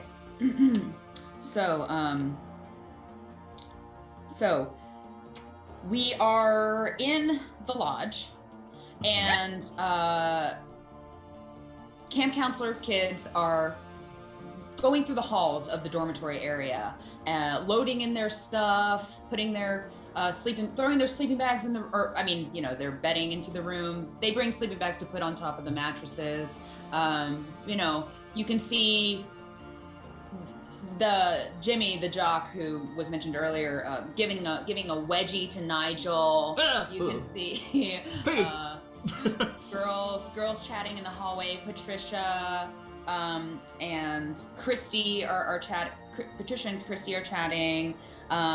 And then we go into Mike Michels' dorm room. Mike is setting out his stuff. He brought his football pendant because you can't leave home without it. You gotta decorate the room. He's laying out his bed. He just kind of like tosses his bed there. And as he is doing that, Nigel enters the room rubbing his rump after that horrible wedgie. Anyway, I guess this is our room, I suppose. What's up, bro? Why are you walking like that? Don't worry about me. I'll be fine. It's Is just, somebody picking on you? Well, yes. You know, it's just it kind of comes with the territory. You know, I think he was trying to make friends, really. Nobody messes with my little man. Nobody. And he gets really intense and right in your face. Thank you. You tell me who it was, and I will end them. And as he's finishing that sentence, so the way that they're positioned, Mike is, Morgan's character. Nigel, thank you. Nigel has his back to the door because he just walked in, and Mike is facing the door. And as he's pointing into Nigel's face, suddenly it's as if light is radiating from the hallway, and a beautiful young woman, Jocelyn, passes their door as if in slow motion to Mike. He's never seen her hair is someone blowing in so the wind. beautiful. Yes, it's as if she's radiating light from behind her. He's never seen someone so gorgeous, and his words are just cut off in that moment. Oh, good, nice. Mike, are you all right? What? Yeah. You look like you've seen a ghost. Yeah, I just saw this beautiful girl. Really? Yeah. Well, yes, I told you the women would be showing up eventually. No, you don't understand, man. She's like otherworld. Oh. You gotta help me. Do you gotta I? help me get her. Okay. I mean, yeah, yes. I mean, you're very charming. You're big and hulking in a good way. Thanks, man. Yeah, I'm sure. Yes, you're attractive to all kinds of ladies. All you have to do is just walk up and say hello and say, "I'm Mike Michels," Just like that, I'm Mike Michels. Well, yeah, that's a good start. And say hello, Mike Michels. And then what? Get her drunk, right? No. Maybe we just ask her, if she'd like to take a walk around the lake or something. Yeah. All right, that's a good idea. Just then, okay, yes, go ahead. Oh, sorry, I was gonna say, there's a knock at the door. It's Christy. Hello. Christy Sturgeson. Hello. Sorry. Ugh. Have any of you seen the Sturge? I mean, I can hear him from yards away. I think I can hear him but... He has this crazy thing where his voice is so loud that it honestly feels like it's coming from everywhere. It's really hard to find him sometimes. I agree, yes. It's good to see you, Christy. Voice like accident. Sorry. It's good to see you. At that moment, they share a knowing look. Yeah, I was gonna say at that moment you see the camera pan between Nigel and Christy, and back to Nigel and back to Christy, and they have this knowing look like you were saying, and then you slowly pan up to Mike Michels, and he does not get it at all. He's totally the whole thing. You are going to the bonfire later, Christy? Yeah, I mean it's probably going to be cold, so it's the only way to be warm. So yeah, I'll be there. What about you? No, yeah, I plan to, possibly, cold nights, warm. Yeah, see that. Do they have marshmallows and yes, I've seen.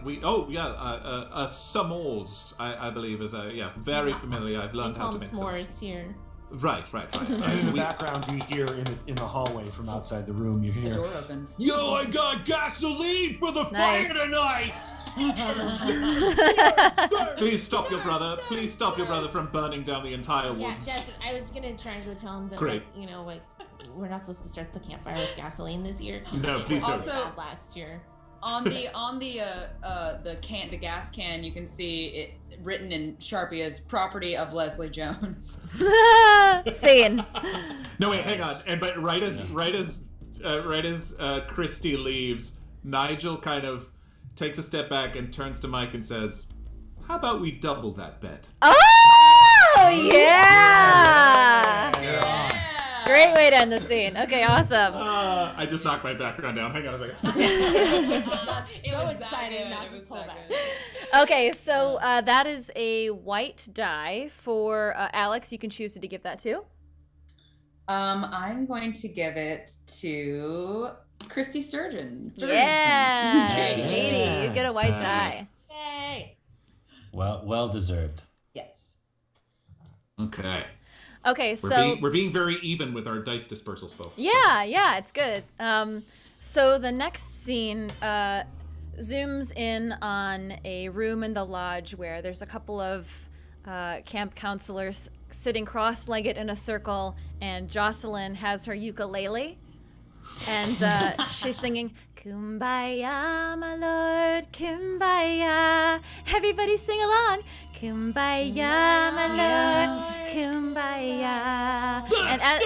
And as she's, oh wait, that's great. So, but your solo's not until the second verse. And the camera turns, and you see through the open door, sunlight sort of starting to set, and crickets are chirping in the background, and you see Mike in the doorway staring at Jocelyn. As if he wants to say something to her.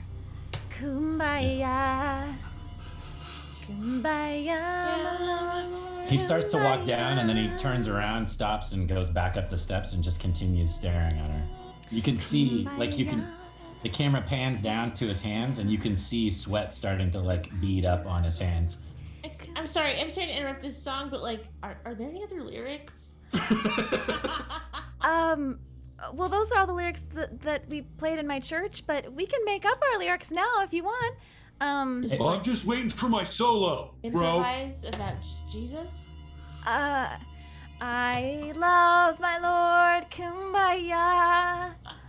Sturge, if you want to jump in. I don't know anything about the Lord, so He's the guy that everybody follows Okay, I don't want to sing about weed in my Kumbaya circle, so I'm just gonna get up. And she gets up, and as she walks towards the exit, she sees Mike staring at her. And she gives him a little smile and a wave. Hi, come here. Beckons him down. Yeah, come here. He just slowly walks up, and this is like the most tame or oafish you've seen Mike at this point. He walks up. Hi, I'm new here, and I saw you smiling at me, so I just Your wanted... voice is like a waterfall. Oh my gosh, thank you. Just then, onto rocks. The power goes out. Were they outside? I'm sorry. Inside. No, they're inside the lodge. Okay, Yeah. good. The power goes out. And she sort of grabs Mike with fear. Oh my gosh. It's okay. I startle It's okay, easily. babe. It's okay, babe. I got you. Babe? I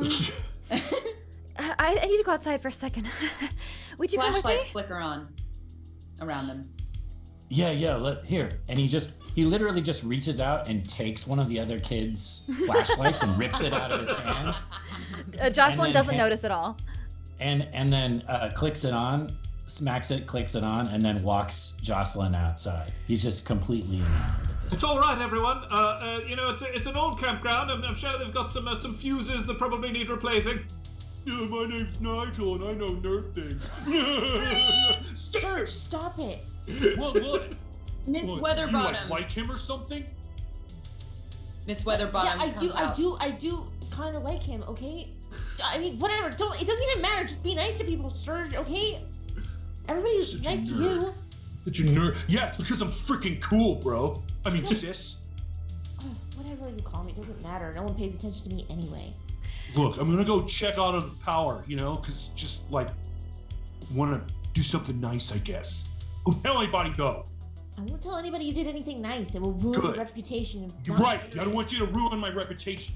Well, I don't have any reputation to ruin, so you can ruin mine all you want. You do it anyway. Clicks the light on him right under his chin with one of the flashlights. He goes, "Ooh, You look really scary when you do that.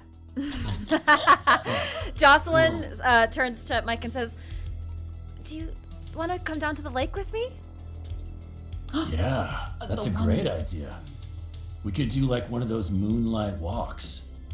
That's like romantic and shit. Yeah, I mean, it's just about golden hour right now. We call that Jesus smiling hour, and we could just go out onto the dock and watch the sunset together.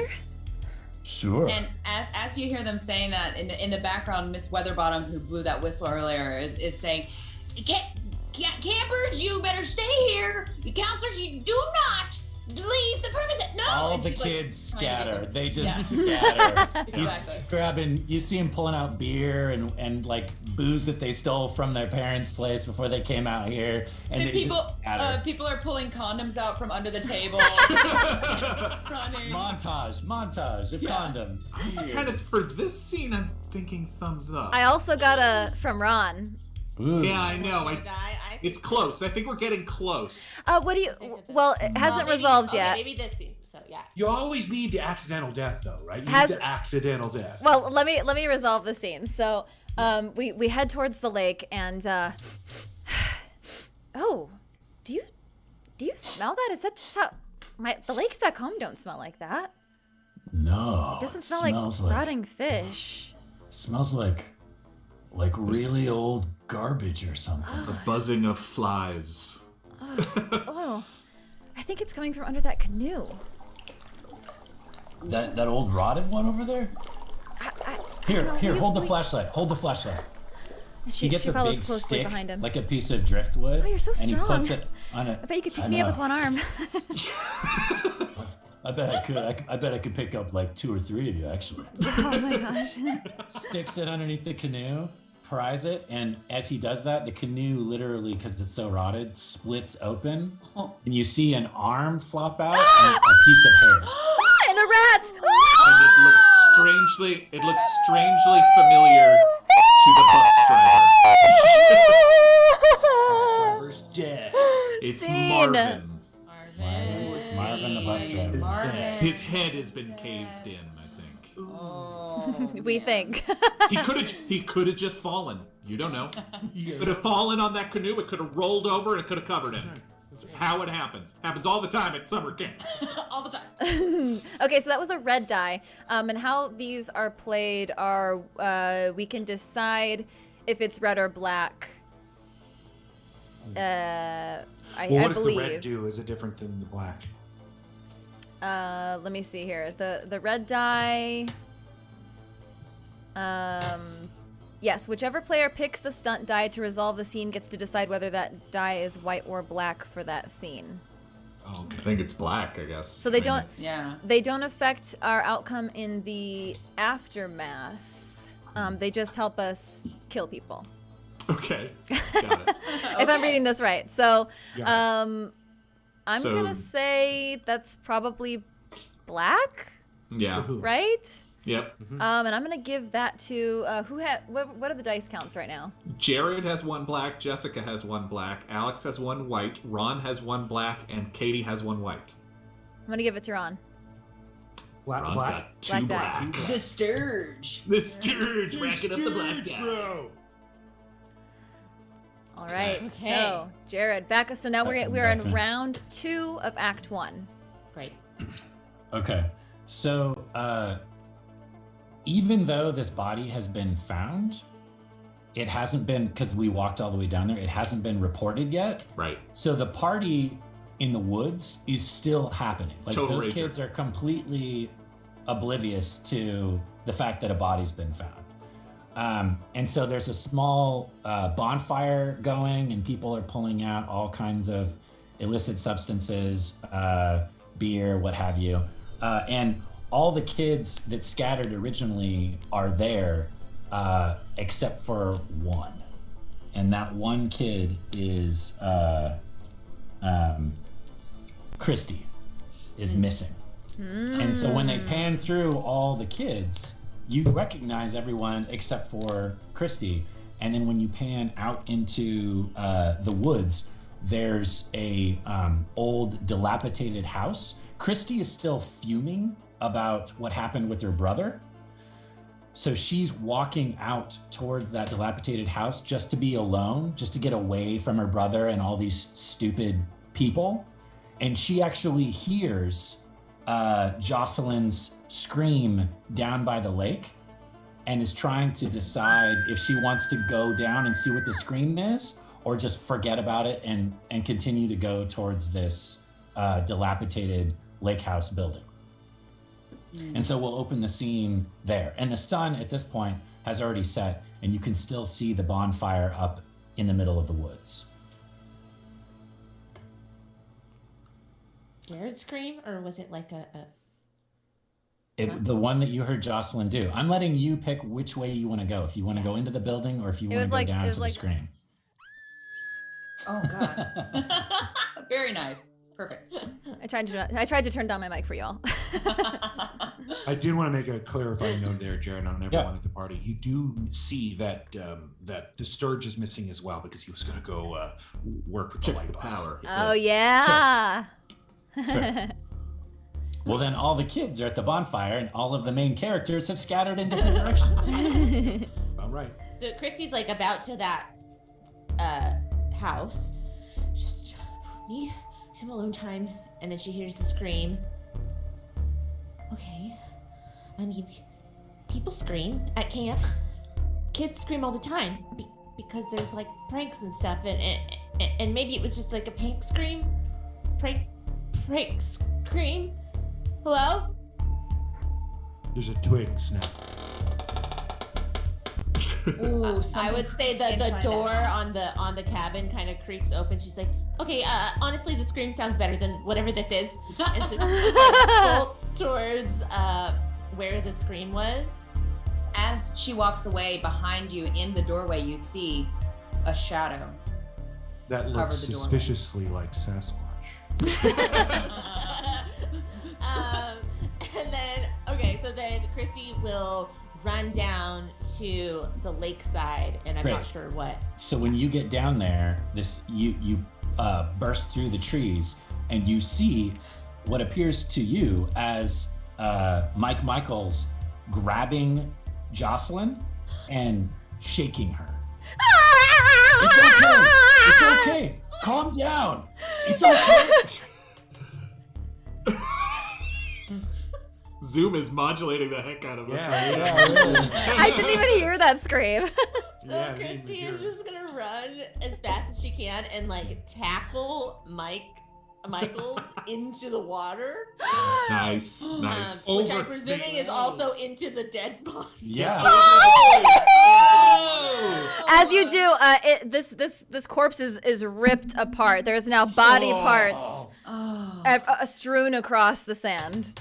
And water rats. Yes. Water rats. Get off of her! Get off of her! Let her go! What's your deal, Just because you don't believe in her God doesn't mean you have any right to shake her.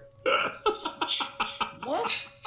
You're not Christy! making any sense. Christy, it's okay. It's okay. Well, it's not okay. Nothing is okay. Please come here. It's okay. Get off of him. And just then, Michels grabs old man, whatever his name was. Marvin, and pulls his head and arm up out of the water and says, "This is what she was freaking out about." Put it away! Put it away!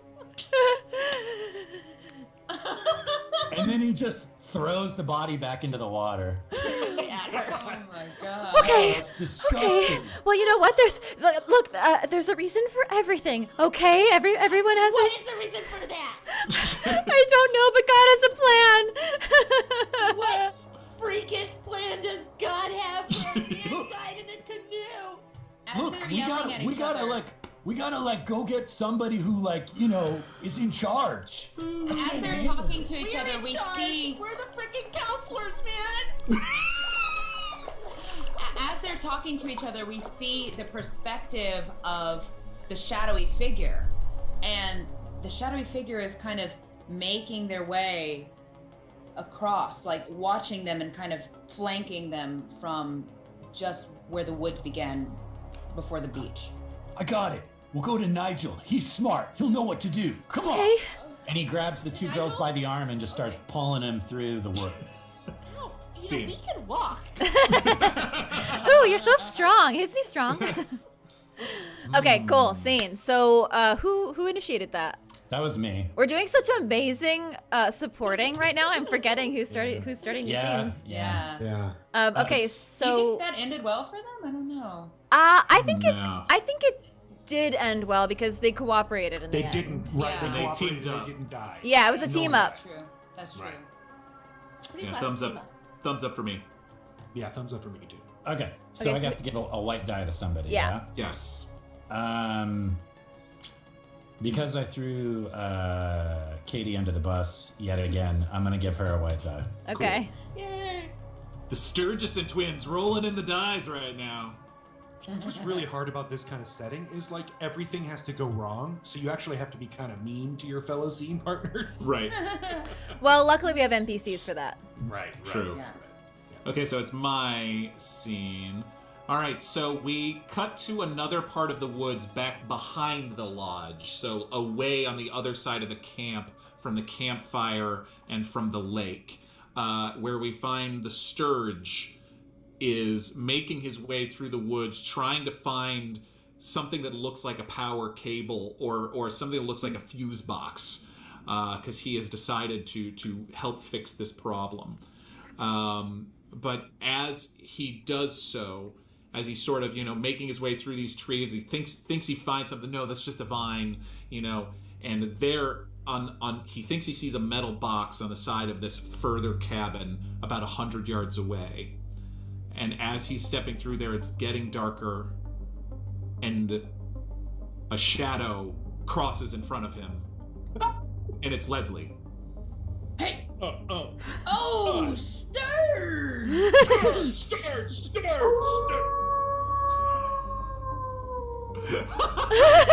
You both We did need to- simultaneous. We need to get closer to the buildings. Let's go. There's clearly something out here.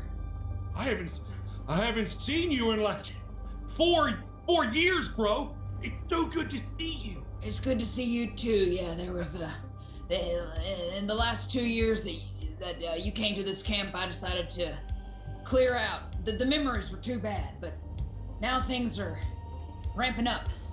You know what I mean? We've lost power back there, bro. And so like I was like wondering if maybe you could help me turn on the box or something. I got weed in exchange. I got Sturgeon- sour news for you. The power lines have been deliberately cut. And Sturge's eyes Sturge looks down. go to a hatchet in her belt. He's got a hatchet in her belt.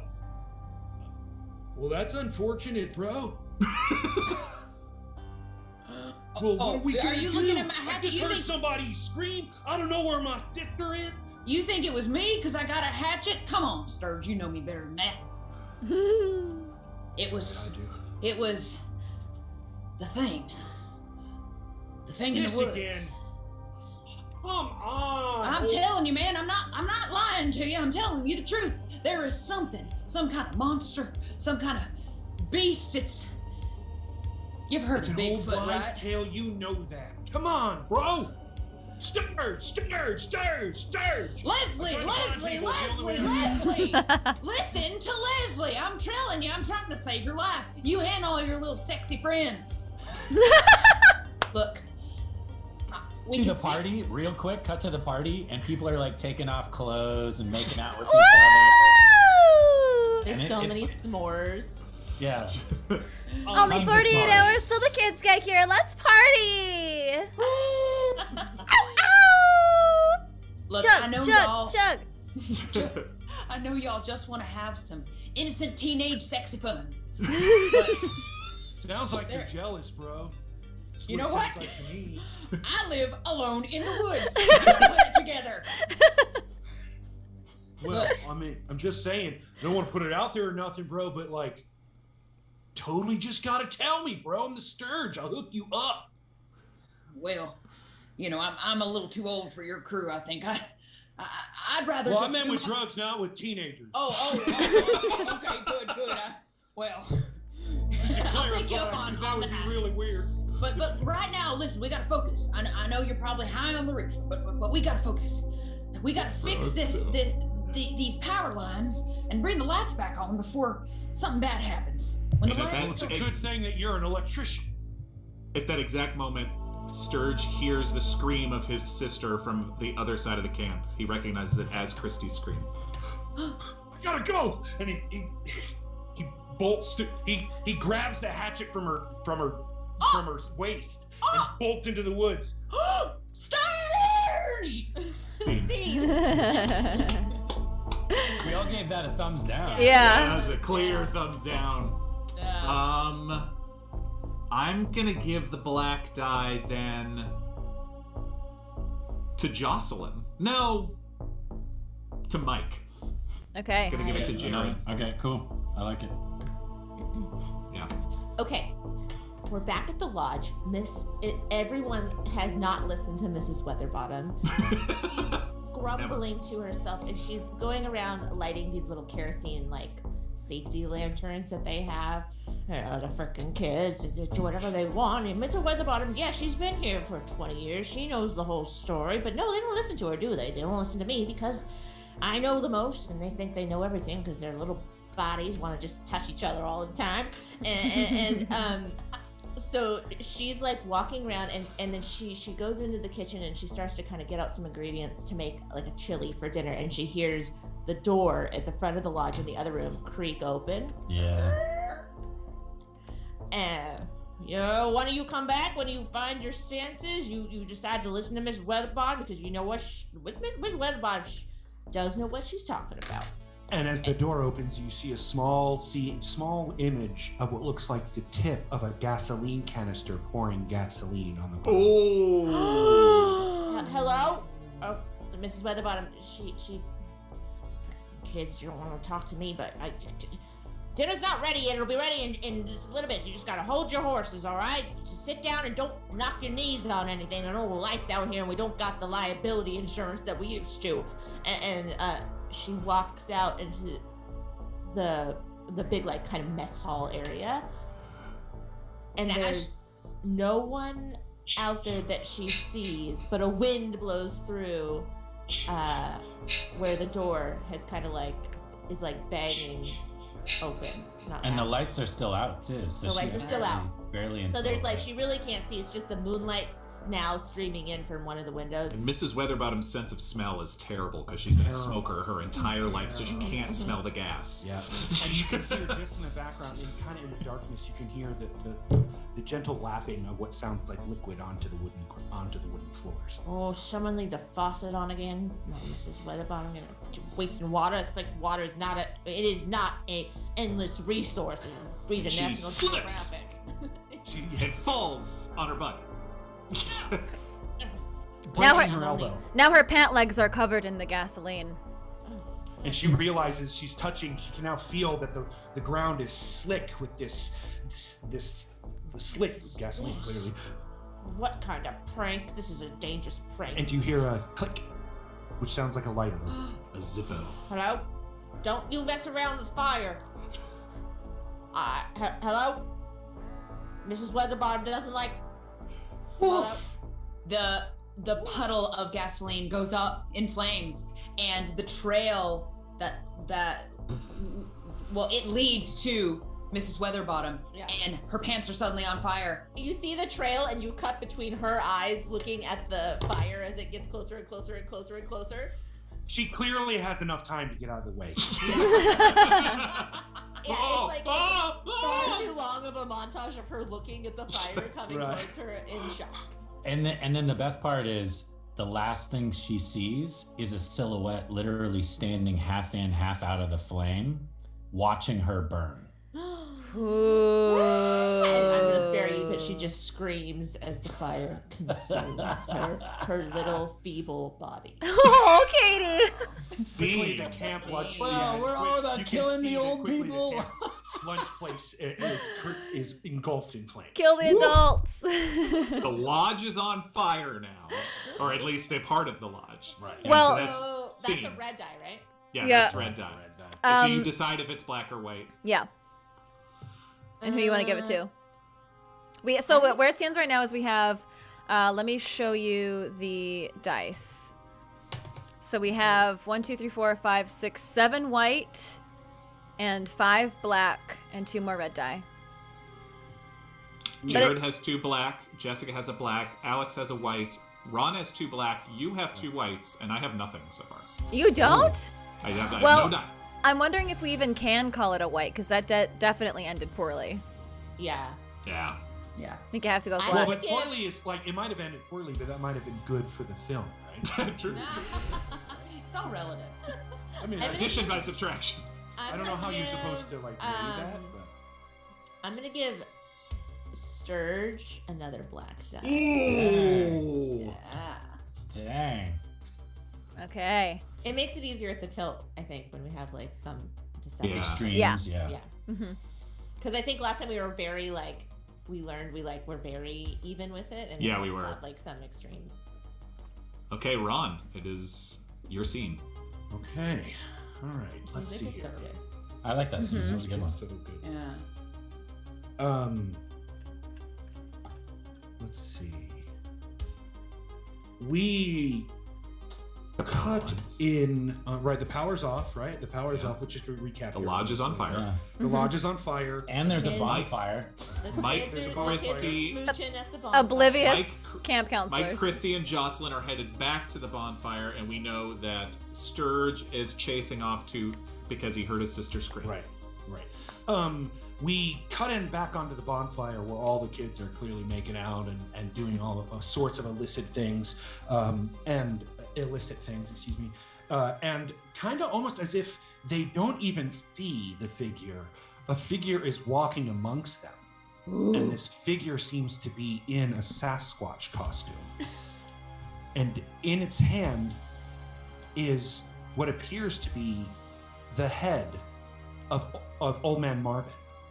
And as it walks into the camp, it tosses the head into the lap of a girl who's making out heavily with her boyfriend, and she begins to scream, and everyone all of a sudden they all zoom on what the scream is, and they see the Sasquatch figure, and everyone bolts. And the Sasquatch figure slowly walks back into the forest. Scene. Nice. Oh, I mean, I think Wait. Slow pan, and then there's a sign that's Smokey the Bear that's saying, "You may prevent forest fires," and then it says the risk level, and someone's moved the finger up to extreme. Sorry, that's the cheesy factor sneaking into Yeah. the Yeah. Love oh, it. man. I guess that went. Well, Well, for the Yeah, I think that was well for Sasquatch that suit. character, for Sasquatch character. Yeah. Okay. Whatever that may be. Who do you want to give that white die to? I'm gonna go ahead and give it to Morgan. oh, thanks. Yay. You mean Nigel? Nigel. Yeah, Nigel. Yes. Nigel matters. Alex. Okay. So, Ooh. oh, well, hello. Sorry. Moving on.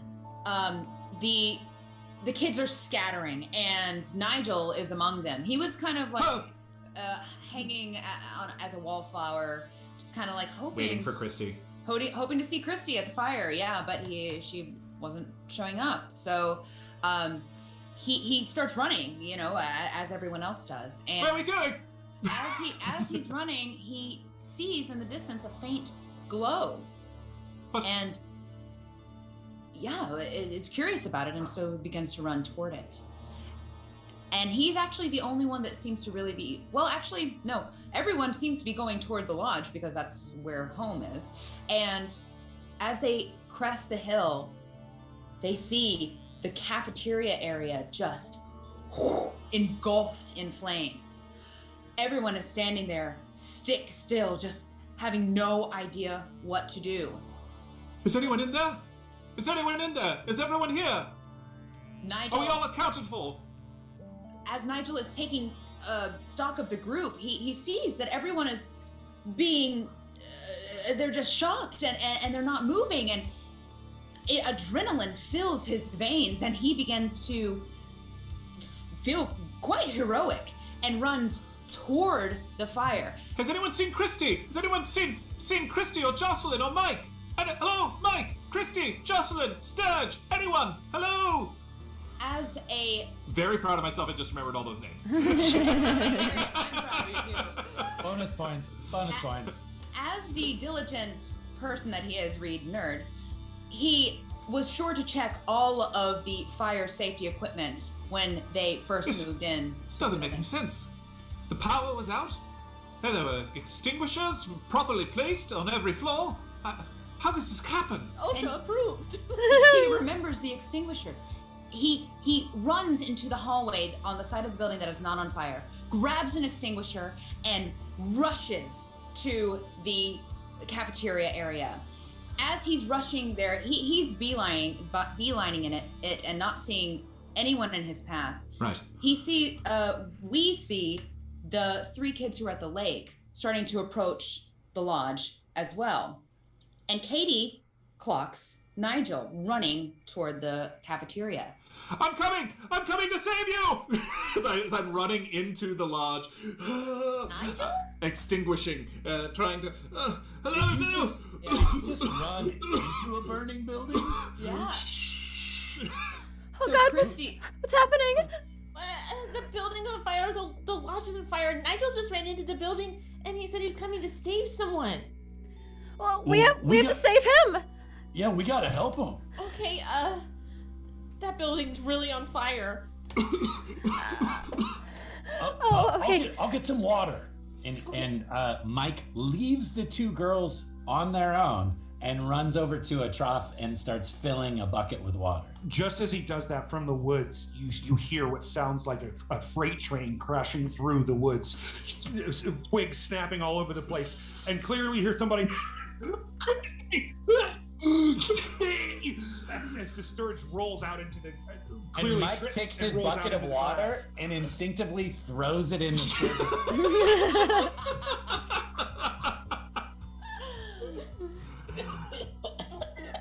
meanwhile, Inside the house, inside the lodge. yes, and Gotcha. inside the lodge. Well, I want to note that when Christy saw Nigel running to help and being so heroic, she felt her heart start beating faster. She's never seen him this way. Inside the lodge. Yes, go ahead, Nigel. Yes, hello, is anyone? Christy, Mike, anyone? Other Christian girl, whatever your name was. I never met you. And as he's trying to make his way through the halls, and he comes across the now very charred, unrecognizable, but very short form on the ground. Hello. And he probably tries to like grab and can't. He can't. Puts his arms around a leg, and as he pulls the leg, the skin pulls away. And he soon gives it up and is coughing and starts running and in horror, running for the exit. And he runs face into the spray of the foamy fire extinguisher that Jocelyn is wielding, and he gets just covered in the extinguisher. Did no one else pay attention in the training? I did. I did, and I hold up my extinguisher. Well done. Well done to you. I'm Nigel, by the way. Hi, Jocelyn. Nice to meet you. Have you seen Christy? Yeah, she's right behind me. Christy! Oh, Christy! Yeah, I got another fire extinguisher. Well done. And then the 3 of them, the 4 of them, Ghostbusters style, start to spray down all of the fire in front of them. There's someone. It's like slow motion and kind of sexy. Yeah. Oh, yeah. It's kind of like bubbling up in like a very Yeah. non-reality way. Yeah, Nigel and Christy's shoulders are like rubbing up against each other, and just like Yes, it's slow motion, and the shoulders are rubbing up against each other. There, we see a montage of them just taking down this fire, and toward the Nigel end of the montage, reaches over and helps Christy turn on her fire extinguisher. Yes, They are. and as the foamy bits are falling from the sky, Nigel, it's all slow motion. Nigel and Christy turn towards each other and lock eyes and just start going at it. They as it's all falling around them like snow. I was so worried about Gross. You hear Jocelyn My sister. in slow-mo go, leave room for Jesus. Sprays them both down. you. And I pull away. There's a dead body down the hallway. And they stop making out. Scene. I feel like making out, finishing, and going, there's a dead body in the hall. I was the only one that voted. Yeah, I was the only one that voted. I did this. Oh, Okay. But it was earlier. That was Jessica's scene. Oh no, it was Alex's scene. Yes. Yeah. Okay, so Alex, Amazing. we voted for black die, so who are you gonna give that to? I will give it to Morgan Cool. All right. Ooh, 1 for 1. Yep. for being so heroic. Thank you. The way I wrote you. Thank you. Of course. Okay, so Jessica. Got a lot going on. Yeah, we do. Okay, so we find ourselves out front, the 4 kids illuminated by, actually no, there's no power. So they just have their flashlights and And the flickering of the fire coming from the lodge. yeah, the last remaining fire that's still crackling.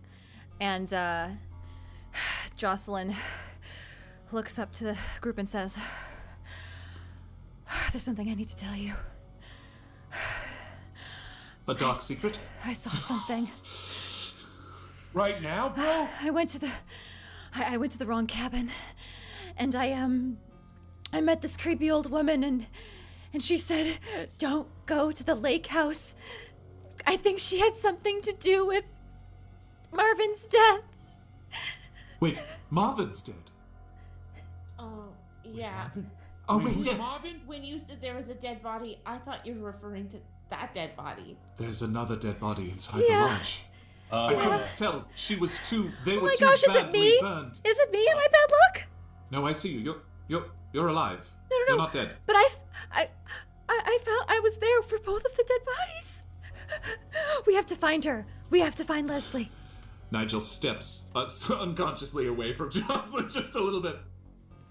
Wait, I'm confused. There are dead people, bro? Yes, someone died in the fire, and apparently Is that Marvin. why you were screaming, Christy? Yeah, I screamed because I thought that Mike was hurting Jocelyn, and I tackled him into the water like you taught me to do. Yeah, good job, girl. Yeah, I tackled him He real reaches hard. his hand out for a fist bump. And as they fist pump, And then- Christy notices the axe in Hatchet. his other hand, the hatchet in his Right. other hand. Well, I wrestled him right into a dead body. Hey, what's Another- that? That's By the way- hers. Oh, this? Some creepy lady, Leslie, she gave it to me. She was out by the power box when the Sturge! power was cut. Were you And not she- listening to what I just said? Jocelyn I'm sorry, recognizes bro, the I'm hatchet. like real high right now. Well, how did you get that from her? I took it because I heard my sister scream and I ran. Thanks, bro. Okay. We I love you, sis. I love you too, bro. I love you. we have to And put he hugs her big Ow. and looks at Nigel. I hate to break up this brother-sister moment, but we have a serious problem. Yeah, people are dying. Mike reaches into the water trough and pulls up Patricia's head. It's been cut off. Literally just her head. that he's holding. God. Where are the rest of the counselors? They were standing right here when I ran into the house. Where did everyone else go? All the other Sturge's parties. thigh-high shorts they turn dark red as clearly he starts urinating. Okay, Mike everybody. takes the head and tosses it to the side. What are you doing? Hey, Oh, everybody, listen up. I was not I allowed to wanna watch. die. I was not allowed to watch horror movies growing up, but let me just say, Father, I have sinned, and I did watch a few, and I can tell you that we have to find the culprit to these murders to stop it before anybody else gets hurt. Okay? We gotta get out of here, man. Let's just take the bus and bounce. Like, why are we even, Right, and Sturge starts working around in his shorts that are clearly wet. Bro, I got the key. I got the key. And he holds up the bus. I got the key. The bus keys. Dude, Terrific. let's do it. Well, the axle was broken, so we're just gonna have to fix the axle really quick, and then we can take it out. Does anybody I know don't how to fix an fix axle? an axle. Well, I'm pretty good at it.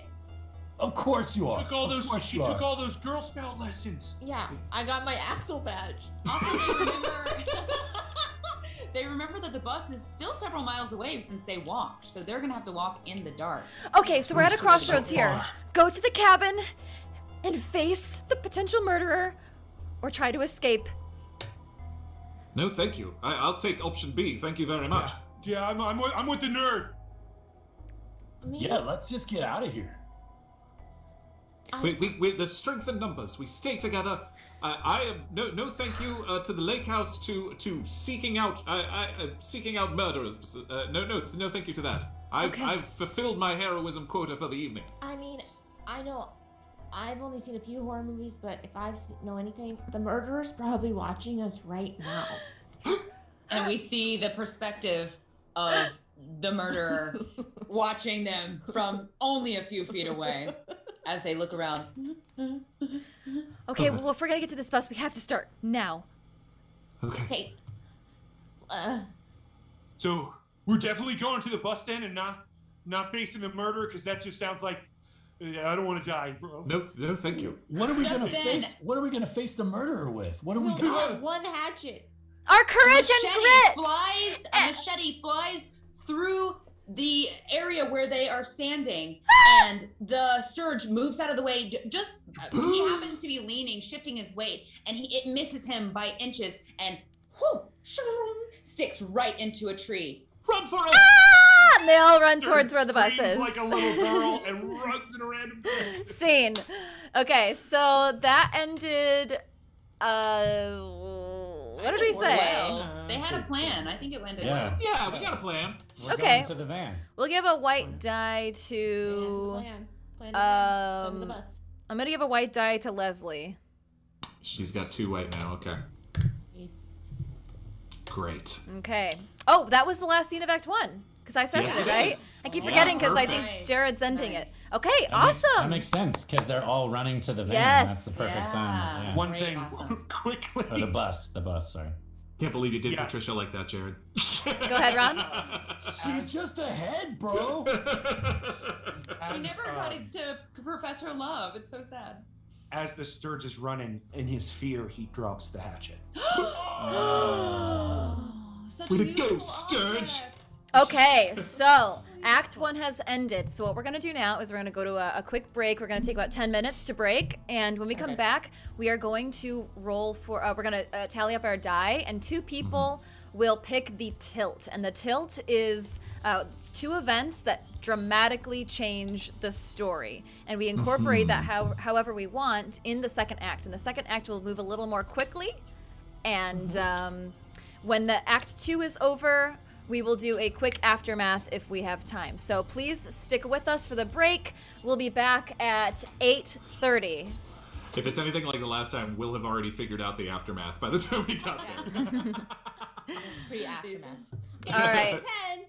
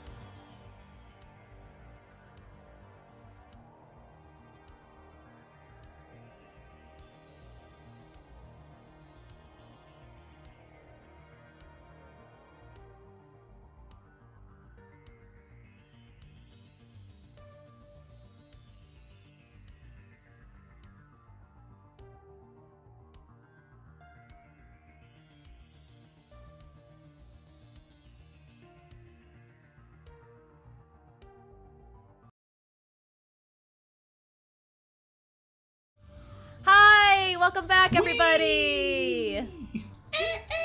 Hi. We are back after a rousing Act 1 of Camp Cannata. Death awaits. And on the intermission, we did roll our dice. So how that works is you tally up your white die and your black die, and you subtract the lower number from the higher number, and whoever has the higher score on both ends of white die and black die get to pick the tilt. So let's hop over there.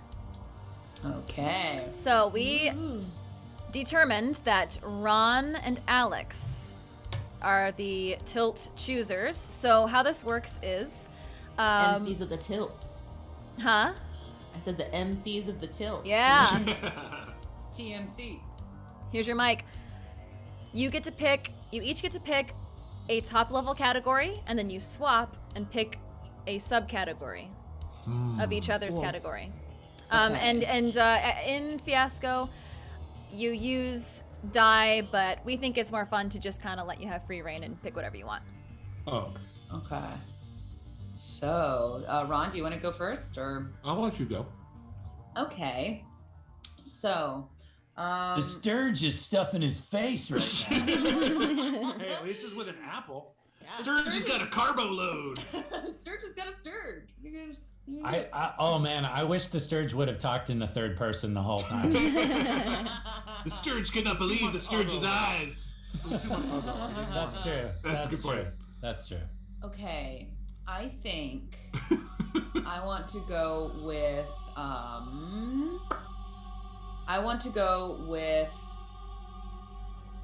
failure. Okay. I'm gonna Yeah, go I was innocence. Ooh. What was that? Innocence. Innocence. Failure and innocence. Okay. Ooh, there's some good ones in here. Mm-hmm. Where on my paper can I write this? Do you have any room? I don't. I'm gonna make it really small. So then Alex picks the innocence and Oh, Ron okay. picks the failure. Yeah. Okay. Okay.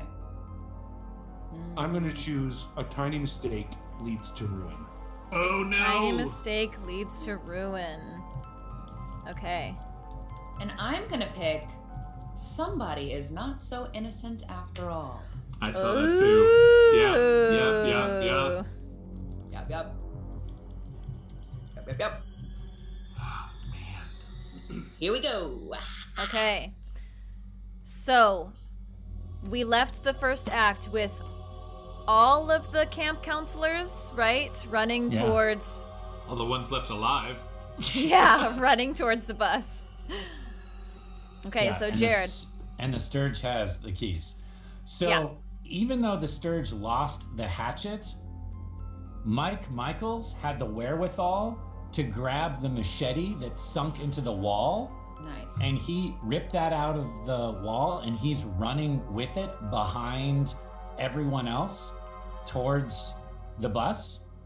And as he's running that direction, just for a second, out of the corner of his eyes, he swears he sees something off in the woods, but it's not a tall, 7 foot tall, hairy creature. It's more like a 5 foot tall, stocky woman who seems very pissed off, covered in all kinds of like ferns and mud, and it looks like she got lost and slipped and fell in a puddle at some point. And he looks over at her, trying to figure out if she's a threat or not, while waving on the rest of the group towards the bus. You guys go ahead. I'll deal with this. And he runs off towards that other figure in the woods. Be careful, Mike. Be Mike, careful. no! Don't you worry, Nigel. I got this one. And he double ups on the machete like it's a baseball bat, and he starts running towards the figure in the woods. Well, You guys all run ahead, though. Nigel is awkwardly trying to grab Christy's hand as they run, but it's just not going very well. Sorry. No, sorry. No, sorry, it's just I just careful. I don't want you to trip. it's hard to run with only one arm for momentum. Right. No, yes, yeah. Right, yes. Come Okay, on. maybe if we do link arms. Okay, all right. Nope, actually, that's worse. This is No, like a it's- 3-legged race now. Terrible. Okay, Just go, it's fine. Put her arm over his shoulders while running. Yeah, this is better. Okay, is it? Well, we can't just leave Mike behind. Well, Okay, right as she says that, cut back to Mike, and he's choked up on the machete, and you can tell that he's like tense, but at the same time he's a little bit scared. And again, zoom in on his forehead, and there's just a little bit of sweat going down his brow. Look, I don't know who you are, but if you don't say something real quick, I'm gonna chop you in half like a The Sturge! Sturge! you know the Sturge? Oh, thank God. And you hear a and suddenly there's a shotgun barrel aimed at you. Whoa! Well, look, You're not the Sturge. no ma'am. Who are you? No ma'am. I am certainly not the Sturge. What are you doing on my property? I mean, what was formerly my property? Wait a minute. You know, you live here? Yes, I live here. I'm Leslie Jones. And who are you? Are you from Project 469? You gotta tell me if you are. No ma'am. I'm Mike Michels. I'm the star quarterback for the Cougars. All right, on 3, let's drop our weapons. And I'm gonna give you a pat down like you've never had before. You ready? Wait, He seems hang on. Did you hear that? he seems oddly into it. But before she can do it, she says, "Did you hear that?" What? And There just was- as she says it, there's another twig snap. And she swings the shotgun to where the direction of the snap was. Get over here. It's just me. Mike Michels It's like just me. goes back behind her and like hides behind her. It's just me. I'm sorry. I didn't want to leave. I didn't want to leave Mike alone. Babe, what are you doing Princess. here? I like when you call me babe. He throws the machete off into the woods like it does not matter. Runs over and grabs her and pulls her in and starts. When he throws the hitting her. machete, Jimmy is running through the woods nearby, and the machete goes. What? No, I killed somebody? Okay.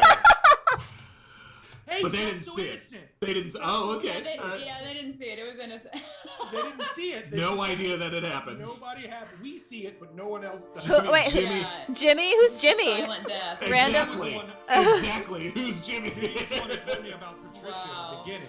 Oh, okay. Jimmy was only a force of good in this world. In the Sweet Jimmy. It is. so a wait, horror. Jared, you are.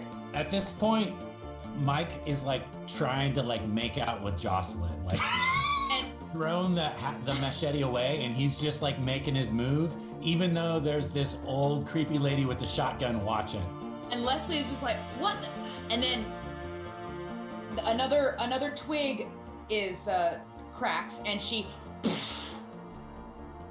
wails off on the shotgun. Babe, we gotta get out of here. And he grabs Jocelyn, throws her over her shoulder, Whoa! and starts running towards the bus. Come on, creepy old lady. All right. Scene. She's Leslie's literally like 32. When you're in high school, that's like. yeah.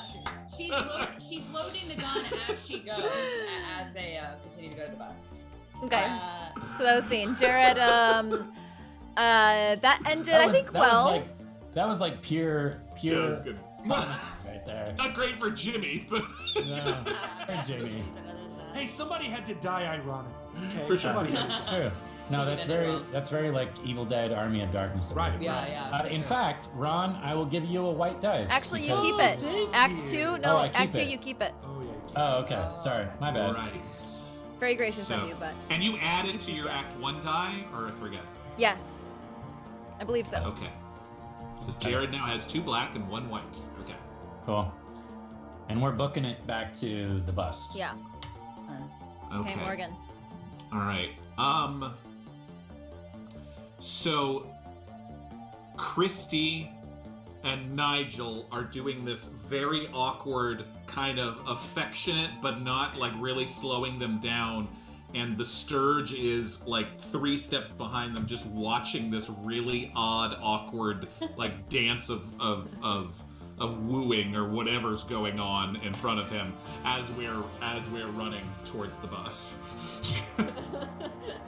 Yes, I'm so glad you're all right. I didn't see you at the campfire, and when things started burning, I thought maybe you were still inside. Wait, you mean you went into that fire for me? Well, I guess so. I was afraid that you were still in there. I don't know what came over me. Nigel, that's the bravest thing anybody's ever done. Oh, The history of my life. oh. And to be fair, I live in a suburb, so it's like not that dangerous, but Well, it's I- still just Soft filter, slow focus on both of them.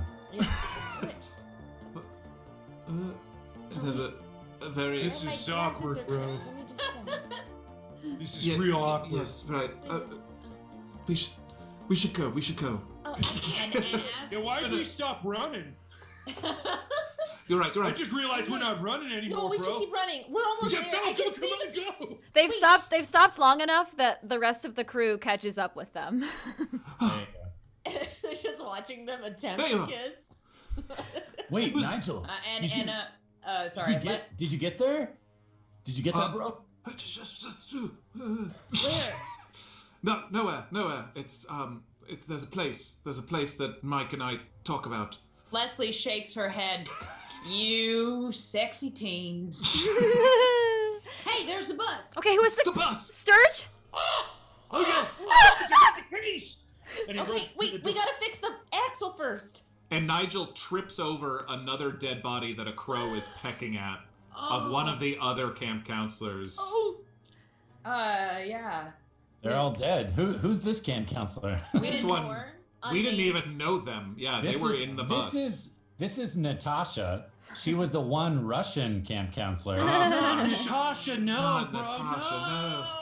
oh no. She had a long backstory about. We how had a she lovely came to this conversation about country. Dostoevsky. Actually, Yeah. it was nice. And so as they're Nigel's looking just down at the becoming body, James. as they're I'll looking just down at the blast. I'll body, just blast. I helped you press the bus. Leslie shakes her head. He struck again. Who? He? Who? Who? Come on, let's get in the bus. I'll tell you everything. We can't get in the bus. The bus isn't working yet. I have to fix the You axle. can still get in here, though, we bro. can go Okay. inside it, right? I You mean, guys all go in the bus, and I'll fix No. the axle. But Oh. Mike, you're probably gonna have to. We're probably gonna have to like lift up the bus. So no, don't get into the bus because then we'll be weighing it down. You gotta. The I'll axle's get some- underneath. I'll get Alright. some branches and we can like brace it, and then she can like fix Yes. it. Okay. Yeah. Good. Brace up, everybody. Split up and brace up the bus. Great. It'll all go in different directions to get wood. Everyone get firewood. Or get I'm wood for gonna bracing. stay here in the bus, bro, because I got the keys. Perfect. Meanwhile, Leslie, who is the person who's been living on her own in the woods, is an electrician, like very self-sufficient, has been asked for zero help, and it's just like, You're old. These You're kids gotta old. figure Like, you're so old. Hey, lady, if you need to like take a nap or something, that's fine. she caught No, the I'm shotgun. Sturge. I'm over here. Sturge, I got a bone to pick with you. Now that you bring it up, I lost your axe. I'm sorry. you lost my hatchet. We could I have used did. that about now. I'm ashamed of it. Oh wait, it's not. It's my seeing you. So, kids, y'all are really gonna split up right now? You know there's a killer out there. Yeah. Yeah, but if we and split up, we'll be able to get all the wood faster. Jocelyn And they kind of can't get us all at the same time, bro. Jocelyn steps forward and pulls her cross necklace out of her polo and says, "Yeah, speaking of killings, Miss Leslie, why did you tell me not to go to the lake house? That's where we found the first dead body. Seems a little suspicious to me." Well, I'm not surprised you found a dead body around there. This place has been, I don't know, cursed for years. Ever since hang on. And quickly, she goes down the line of each of the kids and gives them a pat down. Make sure no one's recording anything. What? It's 1983. That's very expensive technology. I trust you. Well, I just saved up my whole summer salary to get a Walkman. The agency of Discord, they have money. Don't you worry about it. Money enough to fund Project 469. Listen. You've been talking about this for years. If there's no truth to it, bro. Well, why don't you let your friends decide for themselves? I'll tell them what happened, and y'all can tell me if I'm crazy or not after what you've seen tonight. Go ahead, lady. Tell us what happened. Well, about 20 years ago, the Agency of Discord, which is a highly covert organization of the American U.S. government. I know that's redundant, but just go with me on that. They created a project where they were testing on human subjects. Something that a chemical that could turn them into the ideal soldier, make them bloodthirsty and unfeeling. Coincidentally, it also made them grow tremendous amounts of hair. Well, needless to say, this project went awry. They were able to murder, euthanize most of their test subjects, mostly poor old men who lived in these hills. What? My neighbors. What? But one of them got out. He got free and he tried to come back home. Always makes me cry when old people cry. I'm in my late 30s, you bitch. Wait, is that old man Cannata? No, but I saw one of these hairy beast men came by the fire and threw a decapitated head. Did you hear I heard it too. Everybody in the bus, in the bus. Come We on. don't have time to fix it. End scene. Oh wait. All right. That ended poorly. It sounded like, I feel like we got a lot of downvotes on that Yeah, one. So we that's we for didn't- me. We didn't fix the bus, so. No. Okay, so you keep a black die. Got it. Okay. All right. We are now entering the bus because we heard footsteps. Katie. Okay, so it's gonna be like just a little bit later. We're inside the bus. Everybody's huddled there, but you can't get anywhere because the bus isn't gonna move. So they've decided that Kirsty is gonna go fix the axle because she can get under. The bus doesn't have like flat tires or anything, so she can get under there. She's gonna go fix it. Okay, All right, and Nigel will accompany her outside of the bus. okay, And I'll cover you from the window. Okay, so you're covering me from the window. I'm gonna fix the axle with my bare hands, and Nigel's gonna cover me. If everyone just keep watch. Got The it. only chance we have to get out of here is this bus. Let me know as soon as you're done, and I'll turn the key, bro. Hey, and Sturge, you know what you yell if there's danger. I do. Meanwhile, Mike Michels is going to take Jocelyn and pull her to the back of the bus, to the back seat, pull her down, and start to make his move. Because he thinks at this point, they might not make it through. So he wants to try to make his move before anything terrible happens. Going out Oh my with goodness. it. Okay, so that's all happening. Christy's going to open up into the quiet, like creepily quiet woods now. Nigel right behind me. And she's gonna crawl underneath the bus and start working on the axle. Christy, Yes? do you know what you're doing under there? Yeah, I mean, it's a pretty standard broken axle. Got We it. ran into this a lot in the Girl Scouts.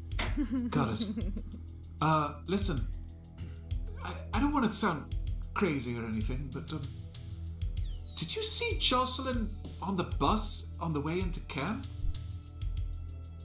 I didn't. I mean, to be fair, Sturge had everybody shouting Sturge.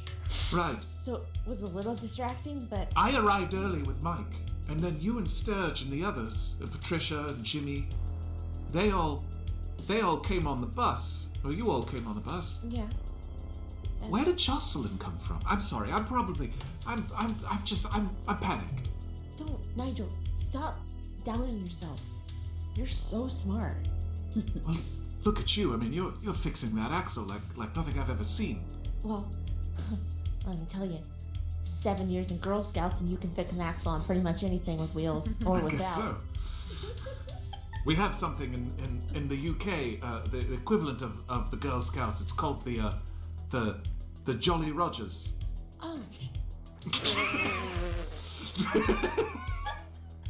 Yes, that's right. It's very, but no, they don't teach anything nearly as useful as axle fixing. The Girl Scouts is the Jolly Rogers? Yes, very confusing. It's very confusing. I like it. Yes. I'm sorry. Very cool. I don't want to distract you. I just. No, you're not. It's nice, honestly. I love the woods, but I've never been more scared to be in the woods. I know. I just want to make it out of here. And like, maybe if we do, Nigel, maybe we could like, I don't know, like, go to TGI Friday sometime. I would love nothing more. You hear a blood-curdling scream, and Nigel, it's in the distance. Nigel goes under the bus with Christy. Oh. He awkwardly rolls on top of her. Sorry. No, it's okay. I'll fix the axle around you. I would. And see. Okay, I think Nailed it. that was a white die. Can we just say for the record that they end up having sex underneath the bus? Can we please? Because I really want Nigel to win the And bet. then cut Yeah. to 3 minutes later. 90 seconds. Probably 2.5. Yeah, exactly. Yes. Nigel and Christy are literally under the bus. Okay. So as they're doing it, What, is we there- just wait. who's next? Well, I just wanted to quickly add to the end of that.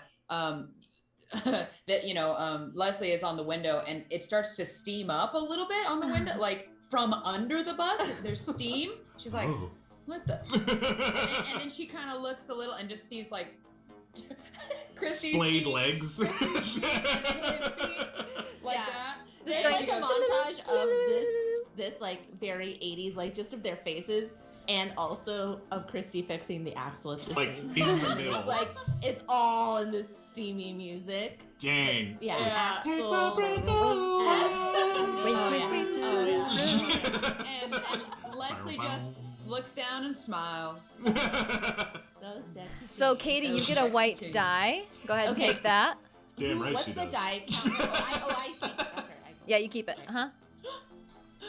Okay. I love that. Yay! I'm glad they did it. Yeah. Aw, so sweet. Yeah.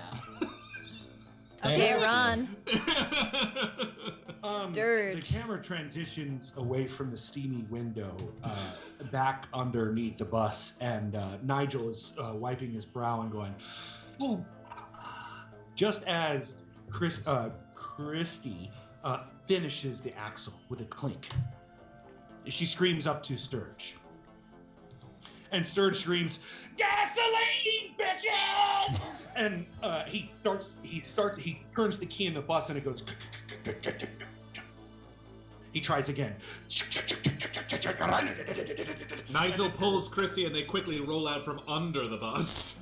And as they get into the bus and the bus starts to move, a camera shoots to the gasoline, to the empty full, and it to the empty, and it cuts out. And Sturge says, "Bro, I took the gasoline from the bus. Sturge. What? Oh, it's back at the tent." You wait a minute. I gave my last can of gasoline to the bus driver, who is now deceased, Melvin. He Marvin. was my buddy. And by the way, if you see him, tell him I said hey. He's You're dead. telling- Oh. Sorry. Melvin's dead? Marvin, he's dead. And my gas can is gone. Jocelyn surfaces from the makeout session. He's dead. What are we gonna do?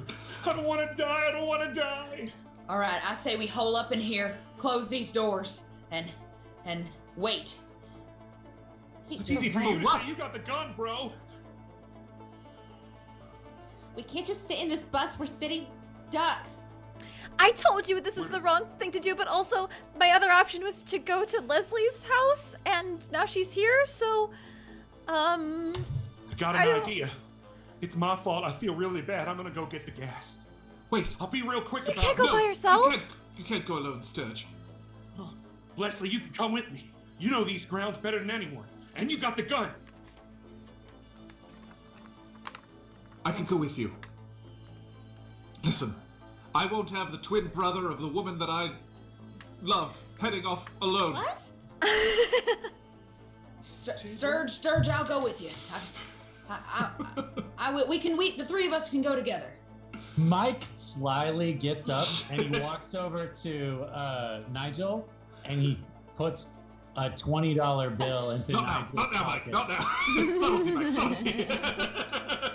You deserve that, bro. You deserve that. Thank you. Yes, I do. There's like a very meaningful moment between Nigel and Mike. Like way too much time. Like the editor cut it off and it just keeps going. You stay here. Christy, you stay with Mike. He'll protect you.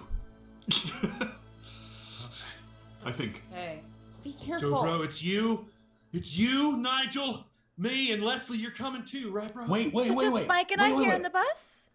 Mike, Christy, and And me. Jocelyn. yeah. For sure. We're Yeah, splitting in for sure. half. 3 and 3. Oh, totally. No, but there's this old football play that I think you guys should try. So one of you, You mean like soccer? Soccer, what they call here in the United States? what? No. No, never mind. Like Americans pastime, you know. Nerd, football. bro, nerd. Yes, yeah, I guess. Go ahead. Look, I want to respect you, but when you make a comment like that, you and I are going to have problems.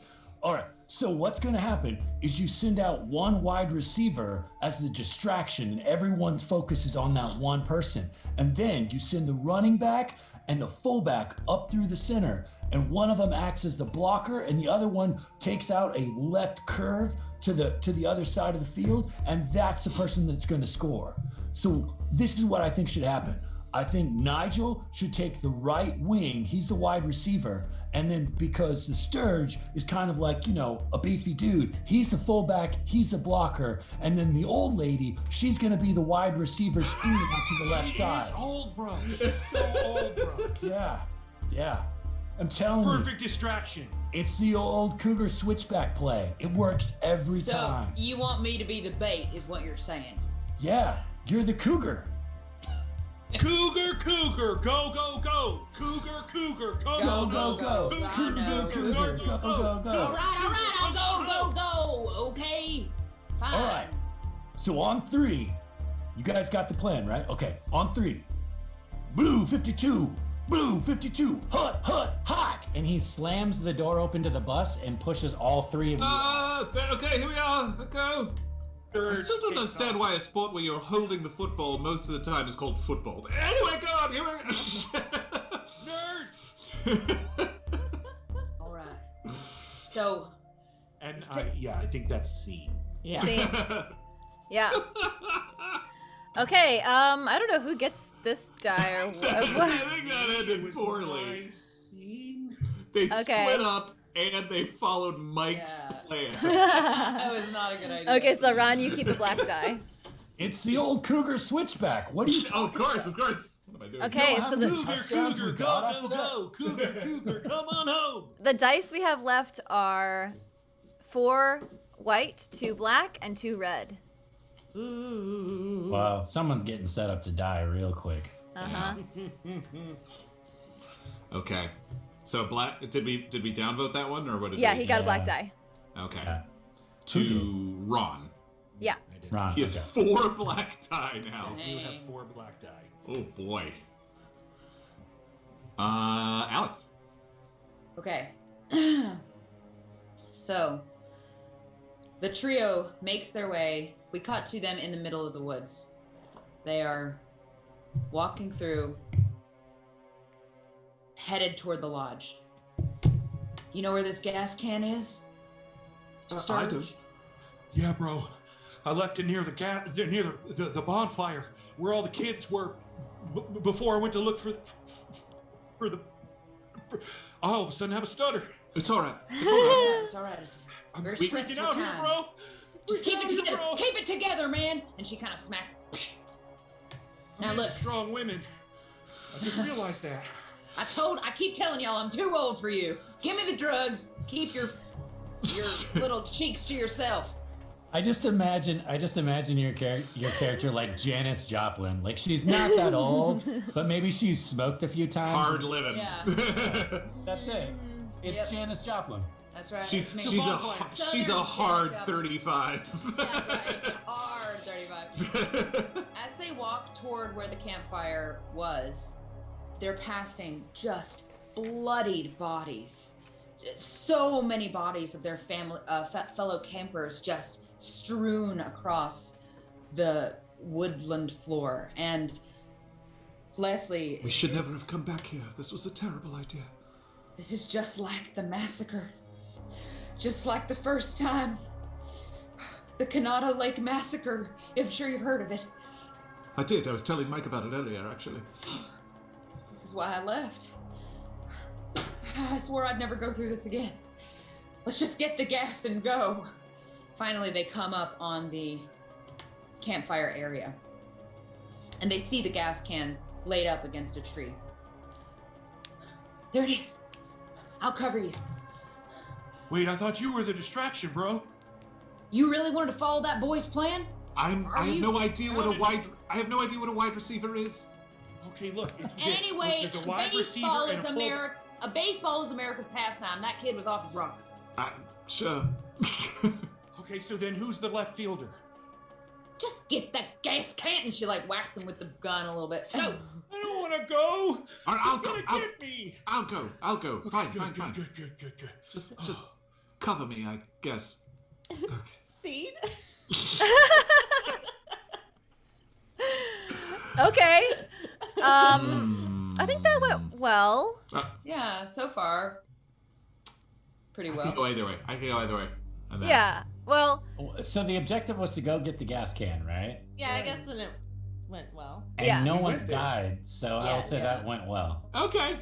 Yeah. okay. So putting so a white die to Alex Alex. keeps a white die. Okay. Cool. Where are we at? Whose turn is it? It's a Jeff. Now it is Jocelyn's Ooh. Okay. turn. Okay, so a little bit of time has passed, and Jocelyn is out in the woods with Christy, and sort of looking around for firewood, looking for clues.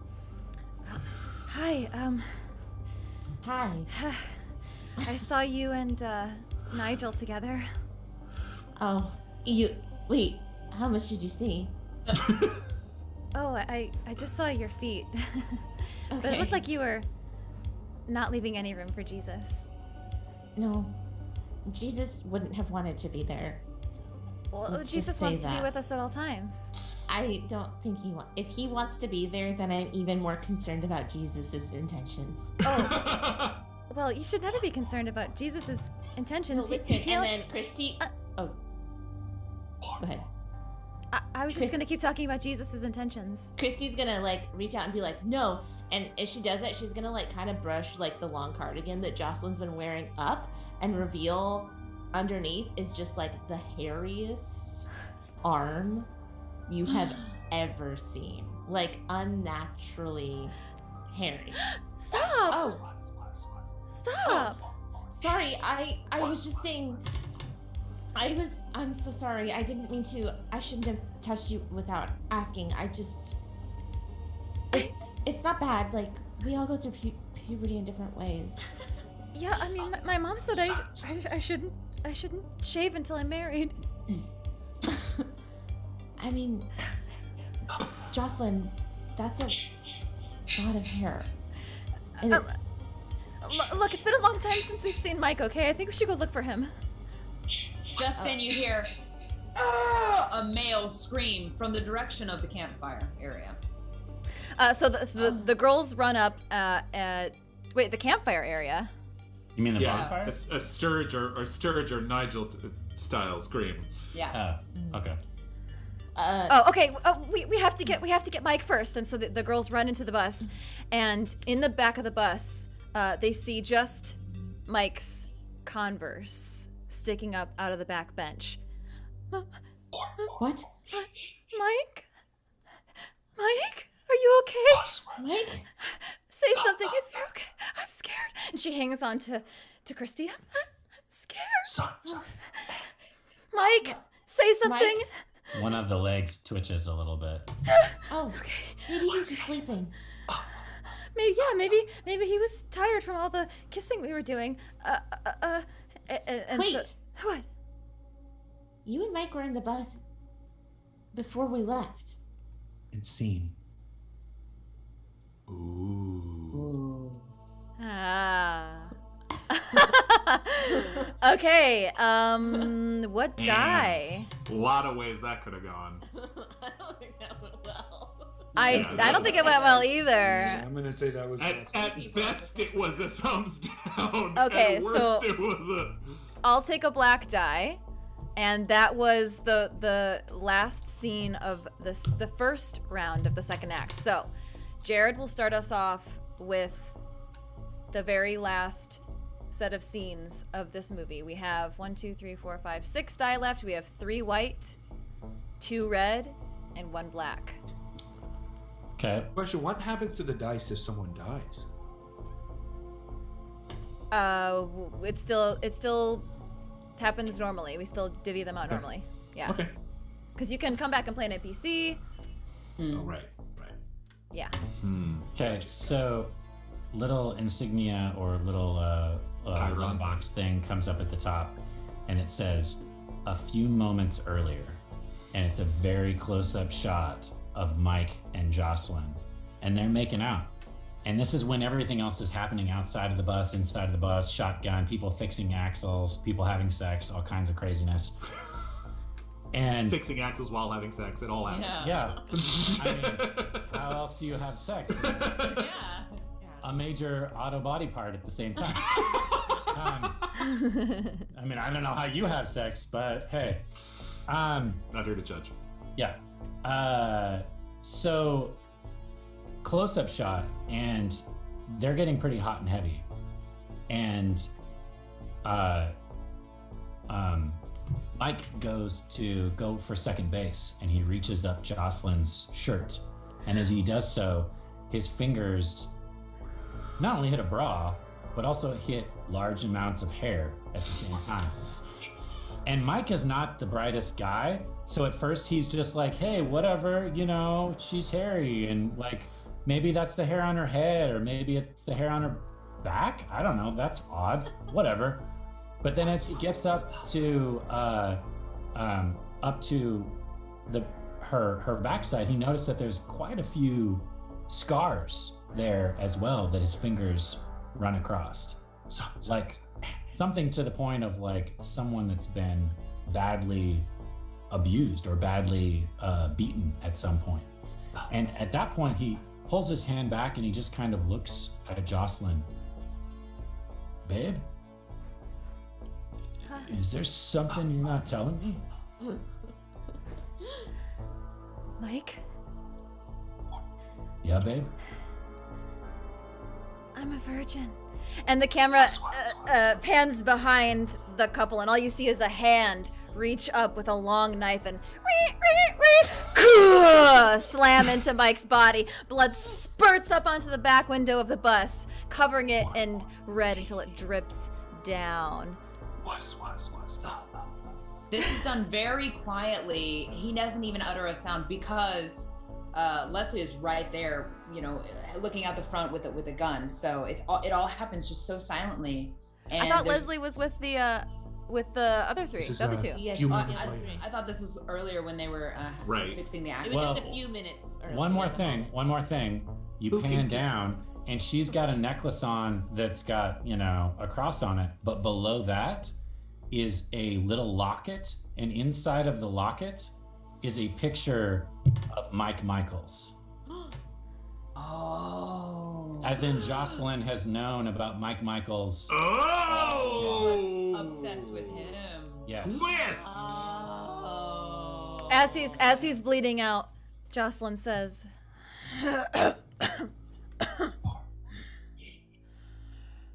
"You don't remember me, do you? You at the Christian camp, flirting with all the girls. All the girls are yours, aren't they? Never spare a second glance for little old me, huh? You'll never get to try this again, Mikey babe. Gah! Gah! Gah! Spurt! Spurt! Spurt! Spurt! Splash! And Splash! the only thing he says before he dies is he goes, Josie. And then he fades. Wow. Who's Josie? Scene and scene. Red dye. Red dye. Okay. We decide if the dye. Do we decide if the dye is red or white now too, or how do we do that? I think that's red all the way. Yeah. Yeah. I believe so. I'll check the rules. Oh, you mean as far as like if it gets allocated as a black or white dye? Yes, right. Totally.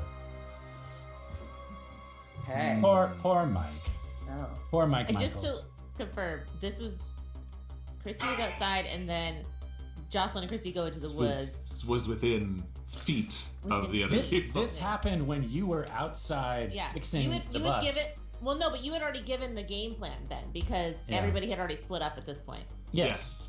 Yeah. So right. so Christy just must have been I outside was just doing a probably out task. checking on my. Oh, I see. axle. Then, Yeah, then I finishing wasn't the in bus at axle, all. so to speak. Yeah, because we wouldn't have heard Mike's plan. Y'all haven't watched enough B horror movies.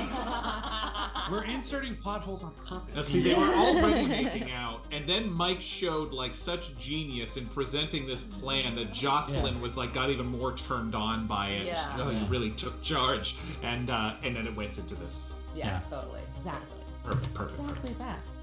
I love it. All right, so that was me. Okay, my turn. How many scenes Oh, do wait. we have left? So do I get a red dice, or how does that work? Oh yeah, Jessica, did we figure that out? Or do I get another black or another white? Do we decide if it's black or white? Yes. I'm not really understanding how this works, so we're gonna decide if it's white or black. Yeah. Okay. And Okay. just add it to the pile. Well, I I think say black. for Mike, so I'm gonna black dice. Yeah. Definitely a black dice. Yeah. So we're in our final round of Act 2, right? Now. Yes. Right. Yeah. Okay, so we are cutting back to the campfire, what's left of it, where Leslie, Sturge, and Nigel have just arrived. Leslie is swinging her gun wildly from left to right, thinking, there's a lot of sounds going on. As Sturge and Nigel sort of try to equate a little bit of what the football play that Mike tried to say was, as they're like Nigel's like checking. No, bro, constantly- just go, bro, just go. And You wanna pivot? You're gonna left hook. Come on. okay, right, excellent. And so Nigel and Sturge approach the campfire, and as Sturge is moments away from, he can see the gas can, not 10 steps ahead of him. He trips over and he scrambles and he says, "Nigel, Sturge, you all right?" Ow, bro! Oh, I cut myself. Ow! And Nigel goes down and finds what he tripped over, which is a spar of wood that is, half charred from the former bonfire, but barely legible in the burn marks of this broken piece of wood is the word Hillhurst. Hillhurst. Did you see this? Does that mean something to you? Yeah. Who is that? Jocelyn Hillhurst. Oh, Jocelyn? Josie? How is she? What does this mean? You don't know this name before, Leslie? You're from around. You're a local to these parts. You seem to know everything about these. Leslie grabs the wood and looks at it closely. And as she is looking at it, she has a bit of a strange flashback. There's flashes of Bigfoot. There's flashes of a very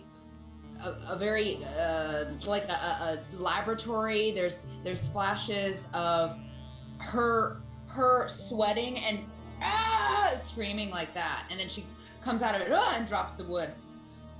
When she drops it, the dust kind of settles off of the side, the soot settles off the side, and it actually says Hillhurst and it says Cannata on the same piece of wood. What With is it, that- Leslie? I don't know if it was a memory or a nightmare. We gotta get back to the bus. Let's go. And as she starts to go, she's so rattled that she accidentally drops the shotgun. It goes off and hits Sturge in the chest. No! And she Sturge. runs back toward the bus. Nigel is Sturge. Hang on, Sturge. You're not gonna die, Sturge. You're not gonna die. No. Come on, buddy. No, Sturge. Yeah. You'll tell Christy yourself. You will tell Christy, Sturge, yourself. You stay with me, Sturge. And Nigel is like ripping off his shirt, relieving his skinny white chest, and is just wrapping Sturge's chest, basically. You're gonna get through this. And he's pulling from like an empty beer or like a half-empty beer bottle nearby from the bonfire, and he's like cleaning the wound with like Miller Lite. And as he's doing that, yes, that's the scream. Yes, that's the scream. And as he's doing that, we hear footsteps in the woods. Sturge, can you hear me? Sturge? Apparently my ears are ringing, bro. Nigel I freezes. see a light. Should I go towards it? No.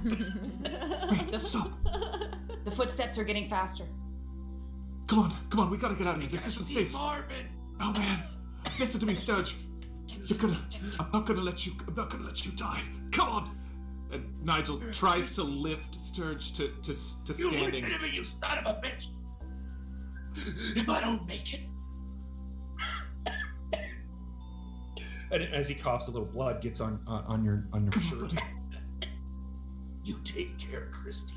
You take care of her like she deserves to be taken care of. Of course I will, but Just then a large, furry arm reaches in, grabs Sturge by the head, and snaps his neck. And then pulls his body into the woods. And you just hear like bones crunching. Leslie! Scene. What is happening? Sturge! I didn't want Sturge to die. I wanted to save him. You gotta save yourself, bro. I love that dumb, beautiful man. Red dye? I think people can die without a red dye. Yeah, I mean, yeah. there can be deaths without. I didn't vote because I was too engrossed in the scene. But how do you think that ended for Nigel? Poorly. pretty poorly. Okay, Yeah, so he that's was our. Morgan, you keep our last black die. We have one red Ooh. die and 3 white die left. Oh, okay. Hey. So things have to take a turn for the better. All right, cool. Well, In for theory. the characters who Right. are initiating the scene. So Right. Cool. good, Got it. Good. Whose turn is it? Katie. Me? Okay. So, we left off with Jocelyn and Christy in the woods.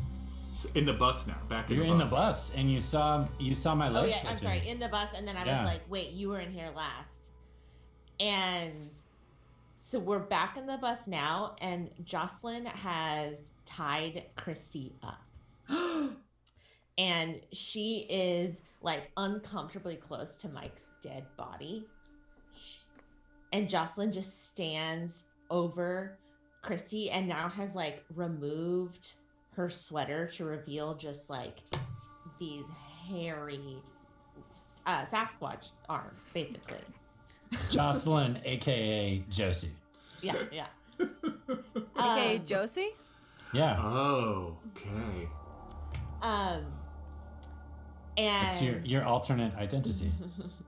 Oh, gotcha. Oh, he remembers. Oh, Gotcha. See, you were too clever for me last time. Okay, I get it. I get it now.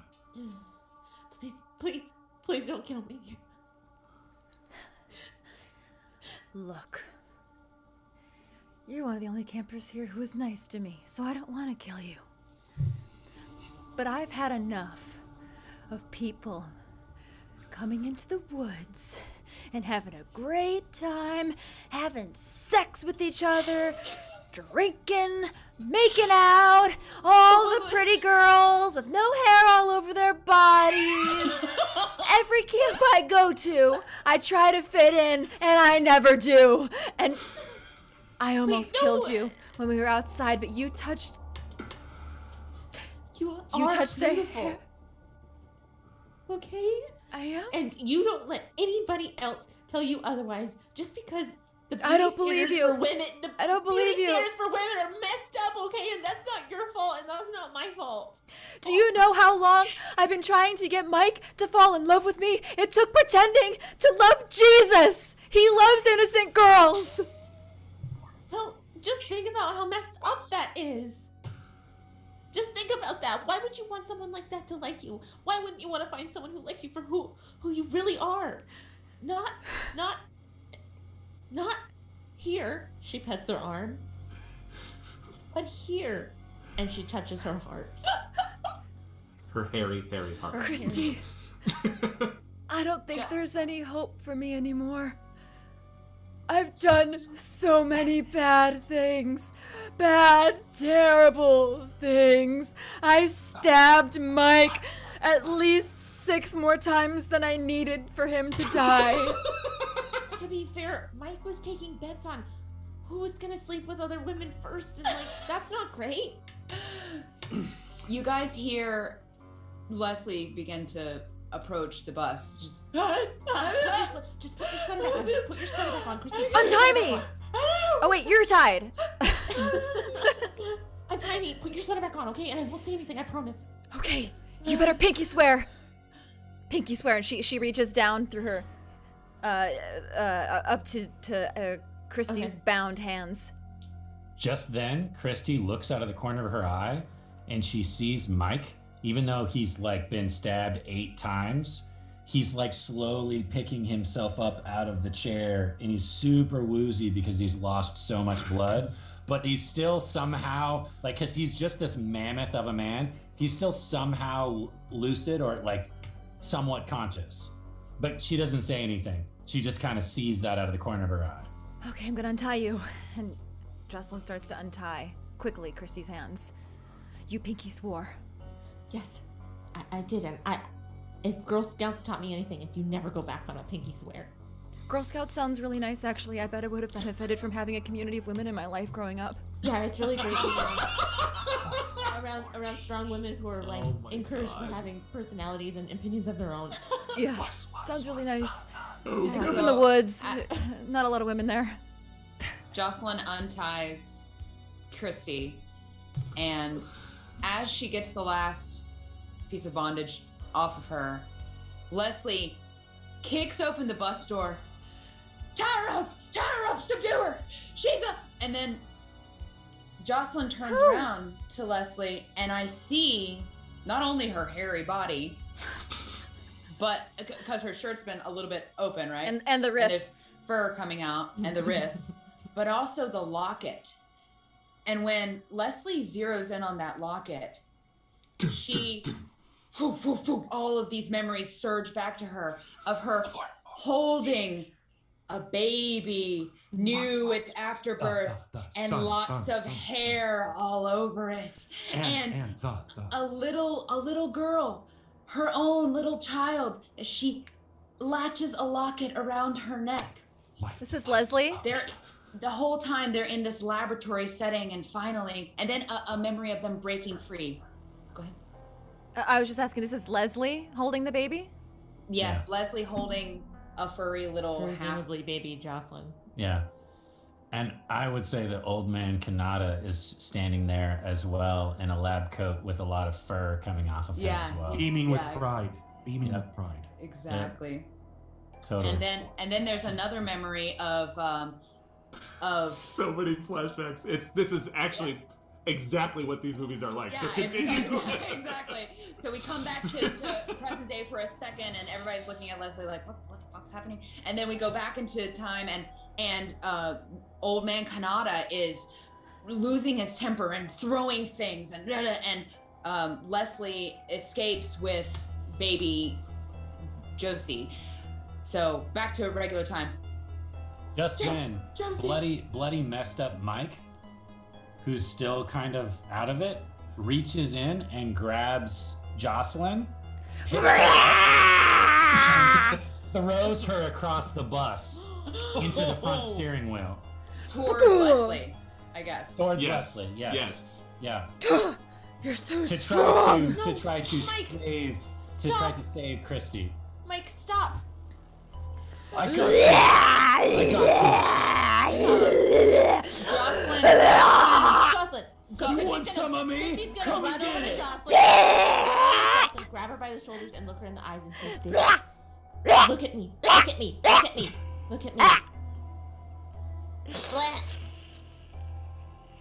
And she's gonna hold her by the... Listen, you are not the enemy. Someone did this to you. Forgive me. And then Christy's gonna just like tie her up as the Sasquatch starts crying. You pinky promise. As she's tying This her is up, upsetting.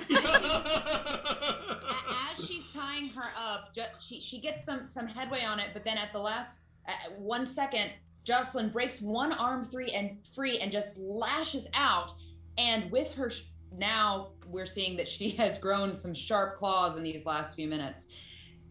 Slashes the neck of Leslie. Nearby. My bed. My bed. My bed. Oh The blood escaping her neck is deep dark red, gushing. Scene. Oh my god. Whoa. I mean, that's a red die. Or Do you have any red dies left? Oh, we do have one red die left.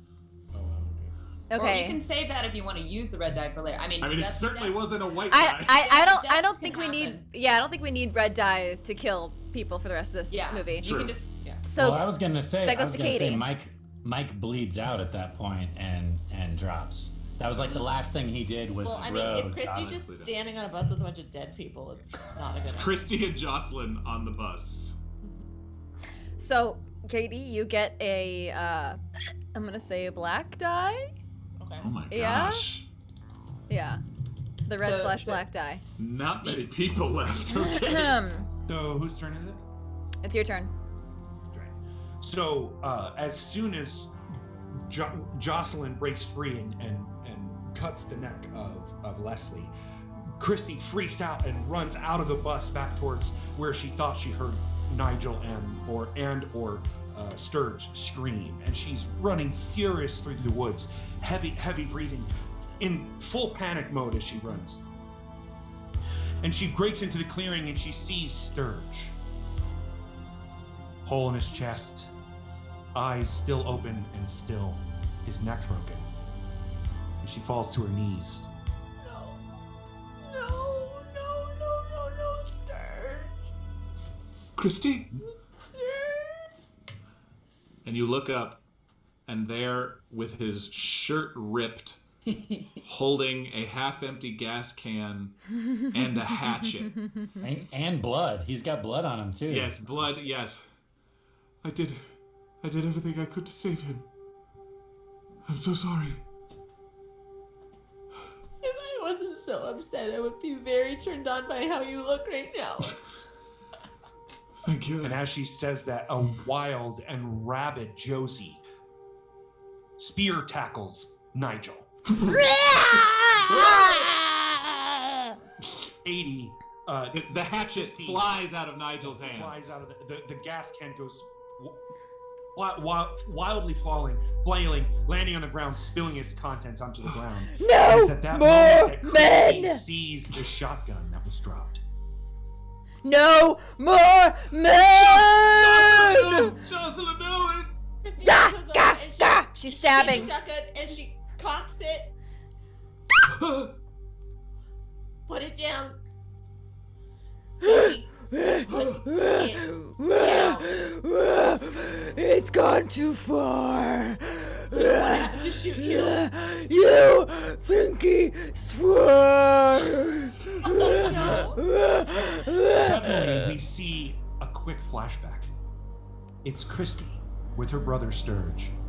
Sturge, at this point, doesn't seem like he's yet reached his Sturge point. The And he's pre-Sturge teaching years. Christy how to fire a gun. He walks out into the field. He drops what looks like a small gas canister on the edge of a pole, and he walks back, and he looks at Christy, and he says, "This is what I'm going to say every time we're in danger, sis. You ready?" And he cocks the shotgun, and he holds it up, and he says, "It's your turn." And he holds the shotgun to her. She steadies it on her shoulder. She holds it up lightly, and together they scream, "Gasoline, bitches!" She pulls the trigger, and we explode back into normal time where she's holding the shotgun up to Josie. Scene. Okay, Wow. so Josie is on top of Nigel. Nigel has been stabbed, Multiple times by a Multiple spear? Times. or the hatchet that fell to the ground. We Or can a say. knife. Yes. See, Josie had the free range of weapons. The gas Yeah, she carries a can lot is- of weapons everything on was her. right there. The gas can is right there next to Jocelyn and Nigel's bodies on the ground, and Christy is standing over them with the shotgun trained on them. And over we hear, "More, was, and light, of the earth." What was that? James Ford? John 469. John John 469. Yeah. Alex, I think that's your. Oh wait, Oh, so Ron gets a white think I die. went. that's a white die. Yes, for sure. Yep, we only have white die left, so they have to resolve well for the character How many die do who we have left? initiated. We have 2 white die left.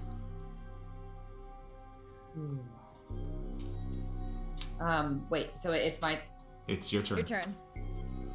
Okay, we're all collaborating so well that I'm not keeping track. Okay, so I'm sorry. Nigel is dead, or he's just been. No. stabbed? Nigel's not dead. He's bleeding out. We do have another Sasquatch in the forest that killed Sturge. Yeah. Yeah, and the gun. Christy has the gun trained on Yes. Josie. Yes. Yeah. Okay. And, So- and again, more. Yes. So they all hear that ominous whisper of that ominous verse, and Christy kind of starts to look around. Then we start to hear crunch, crunch, crunch, crunch. Big hairy foot lands about like 3 feet to the right of Jocelyn and Nigel. Christy looks like where Jocelyn is, and then her eyes just slowly go upwards to like hulking 8+ foot figure. Torn lab coat like around its hairy shoulders. It's Gray it's fully hair. hulked Little out. Little name tag that says Full gray hair. Cannata. It's one of those clippy name tags. Yeah, we love you so much. Hair. Yeah. Oh man. And then once she gets up to his face, his eyes shine red and he bares his long fangs. Gasoline, bitches! And she fires into him over and over. Cha-chung, cha-chung, boom, cha-chung, boom. Yes! Yes, and that is the yell that he lets out into the ooh, as he continues to try to get closer to her despite the shots going into him. Clearly his skin is very, very thick and it's really taking a lot to bring him down. And he almost reaches Christy as Nigel, with the very last bit of adrenaline that he has in his body and his very shallow breath, he grabs at the fur on old man Cannata Beast's feet and yanks as hard as he can, causing the monster to trip and stumble over into the old simmering ashes where the bonfire once was. Yeah. His fur begins to catch flame. Seeing this, the gasoline can is here, yes? Yes, it is. It is on the ground. Seeing this, Nigel kicks the gasoline can into the fire. The monster goes up in flame. Screaming, blood-curdling screams as it dies. Josie, seeing this, rushes to him. Oh, Dad! She turns and snarls at Nigel and Christy. You killed my dad! Christy, Jocelyn. She steps over Nigel's body. Christy steps over Nigel's body, protecting him, putting her body between him and the beast. Yeah, throwing the gas can was the last bit of energy that Nigel had. He is barely holding it together on the ground. Come at me then, Jocelyn. Come get me. If you want Nigel, you have to come through me first. Scene. Oh. Whoa. Yes. Oh, so good. R.I.P. old man Cannata. So we'll say that went well for Katie's character. Yeah. So Alex gets a white die. Okay. What are the rules? We don't know. Final scene. Oh Final boy. scene. Yeah. Final scene. Whose turn is it? It's yours. Yes. Mine. Jess. Bring us Jess. home, Sasquatch lady. Cougar, only- cougar, there- go, go, go. Cougar, There's only Go. yeah. There's only 3 people left at this point. Go. 3 people, including me. Oh yeah. Well, if you consider her people. Yeah. She's part She's half person. people at least. Yeah. No one tell Jeff what happened tonight. It's not his fault. It was a science experiment. He's Just gonna get random messages from people that are like, "You were the killer," and he's like, "Well, he's the real victim, you know. Him and Jocelyn. It's very sad. No, it's a experiment- tragic story. Experiment 469, right? And 469, and Leslie was really screwed up. I mean, how did they? Anyway. Leslie's the most tragic character in the dang thing. All right, Jess. What's going on here? Okay, so we pick up the scene right where we left off.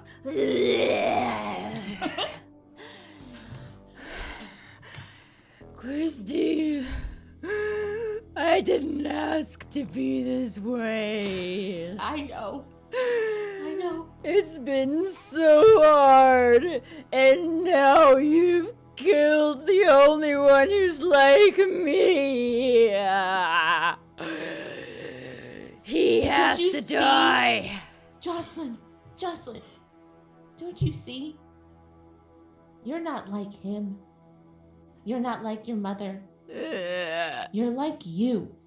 And if you had ever gone to Girl Scouts, you would have known that your unique and individual personality is 100% you. And though you may be a product of your parents, that is not who you are. That is not your identity. And you made friends. You were nice. You're not just, yes. For real?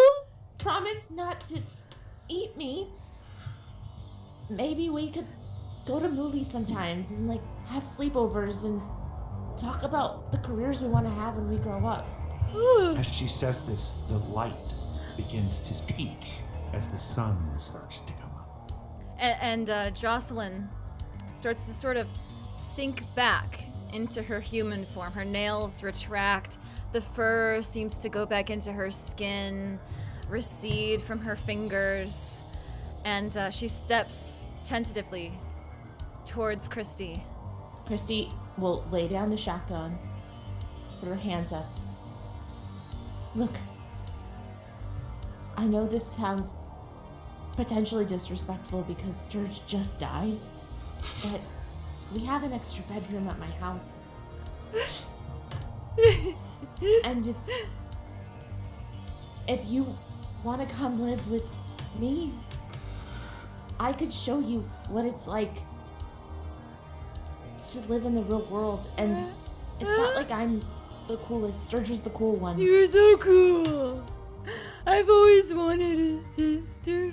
And right after she says that, we hear Nigel scream in fear and then a slash as he gets cut open with a hatchet, and we pan and see Leslie.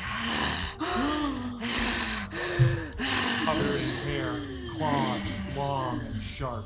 No, you sexy teens are not gonna take my daughter. She belongs in our Hillhurst home And by the lake. And we see Christy and Jocelyn turn towards the camera. Scene. Movie over. What? What? Such a twist. You gotta leave it open for a sequel. So I get a white die. I think we should do a very brief aftermath to this story, because I think it could be fun. Murder And you gotta do. Murder by Sasquatch. And you gotta do the one that was, and you've gotta, we did it really well, which is the one last scare right at the end of the Friday the 13th or anything, so. Yeah. I love how Iron Phoenix Gaming said, "What the actual hell?" LOL.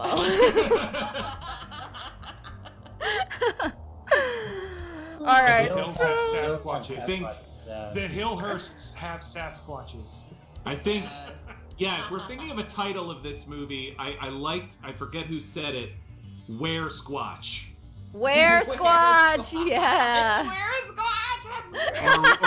or where Squatch Lake or something. We should do these this aftermath as like credit scenes. This is what Ooh, you see. yeah. So That was I've got That was Guy Vox. Guy Vox made that comment. I've got So- 3 black and 1 white. Yeah, how this works is you do the same thing as the tilt, where you roll your die and you come up with the numbers for your character. So you'll subtract your lower number from your higher number. So, I rolled really bad. So I ended up- have an 11 black and a 1 white. So I'll subtract the 1 from the 11. So I have a 10 black for my aftermath. I ended up with a 5 black. I had 11 black and a 6 white. Okay, so if everybody understands how to do that, then let's just let's move down the line, starting with Jared. And what did you roll, Jared? I rolled really well, so I got a 12 black, which is pretty Whoa, good. yeah. Wow.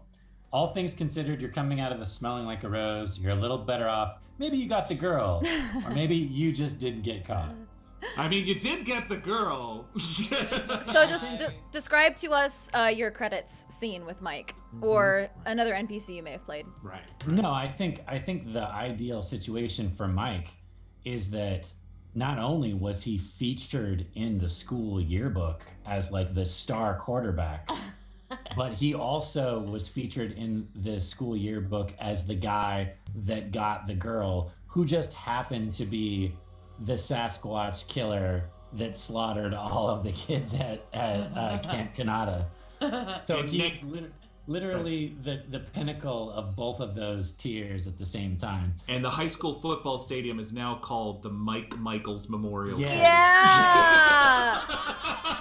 We should. And there's a scholarship in his name for whoever is the star quarterback each year they get an extra bonus scholarship to go to Called- college. They The call Mike it the Triple M, the Mike Mike Michaels Memorial. The Mike Michaels Memorial Money Fund. I would love it if we could start I love off with that classic like pan over the yearbook like they do in opening credits. Yeah, that's good. Yeah. Okay, Morgan, what did you roll? I ended up with Black 5, rough. You are getting whipped like a rented mule, for starters, and you will remember this episode for all your diminished days.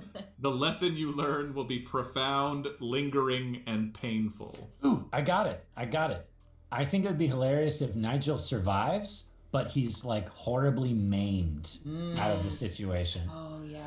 I So think he's scarred, he's beat up, maybe like, you know. I think he's in the hospital for a long time, Yeah, and yeah. Christy visits him every now and then. But I mean, he's He's like drinking through a straw. no. Yes. Yeah. Full body cast. Yes. Yes. Sean Patrick says paralyzed, chest down. Oh. No, yeah, but yes, but he lives for the days when Christy comes to visit and just like touches his like index finger through the body cast. That's the only place that she can touch that doesn't hurt him. And she reads to him books on like car repair. Yes, perfect. Yeah. Yes. Okay, Katie, what did you roll? Katie. Okay, I got an 11 white. Wow. Not too shabby. You made it out with dignity intact through some fluke. There might even be a little profit or self-respect or something times or something. Or Period. Punctuation is cool. Time to throw a little party for all your friends. So I imagine that the end credit scene is like Christy getting up like for her senior year of high school, brushing her hair, going out her bedroom door, and then right there is you see this the Sturge's headband is like hung on the wall next to the other door, Oh.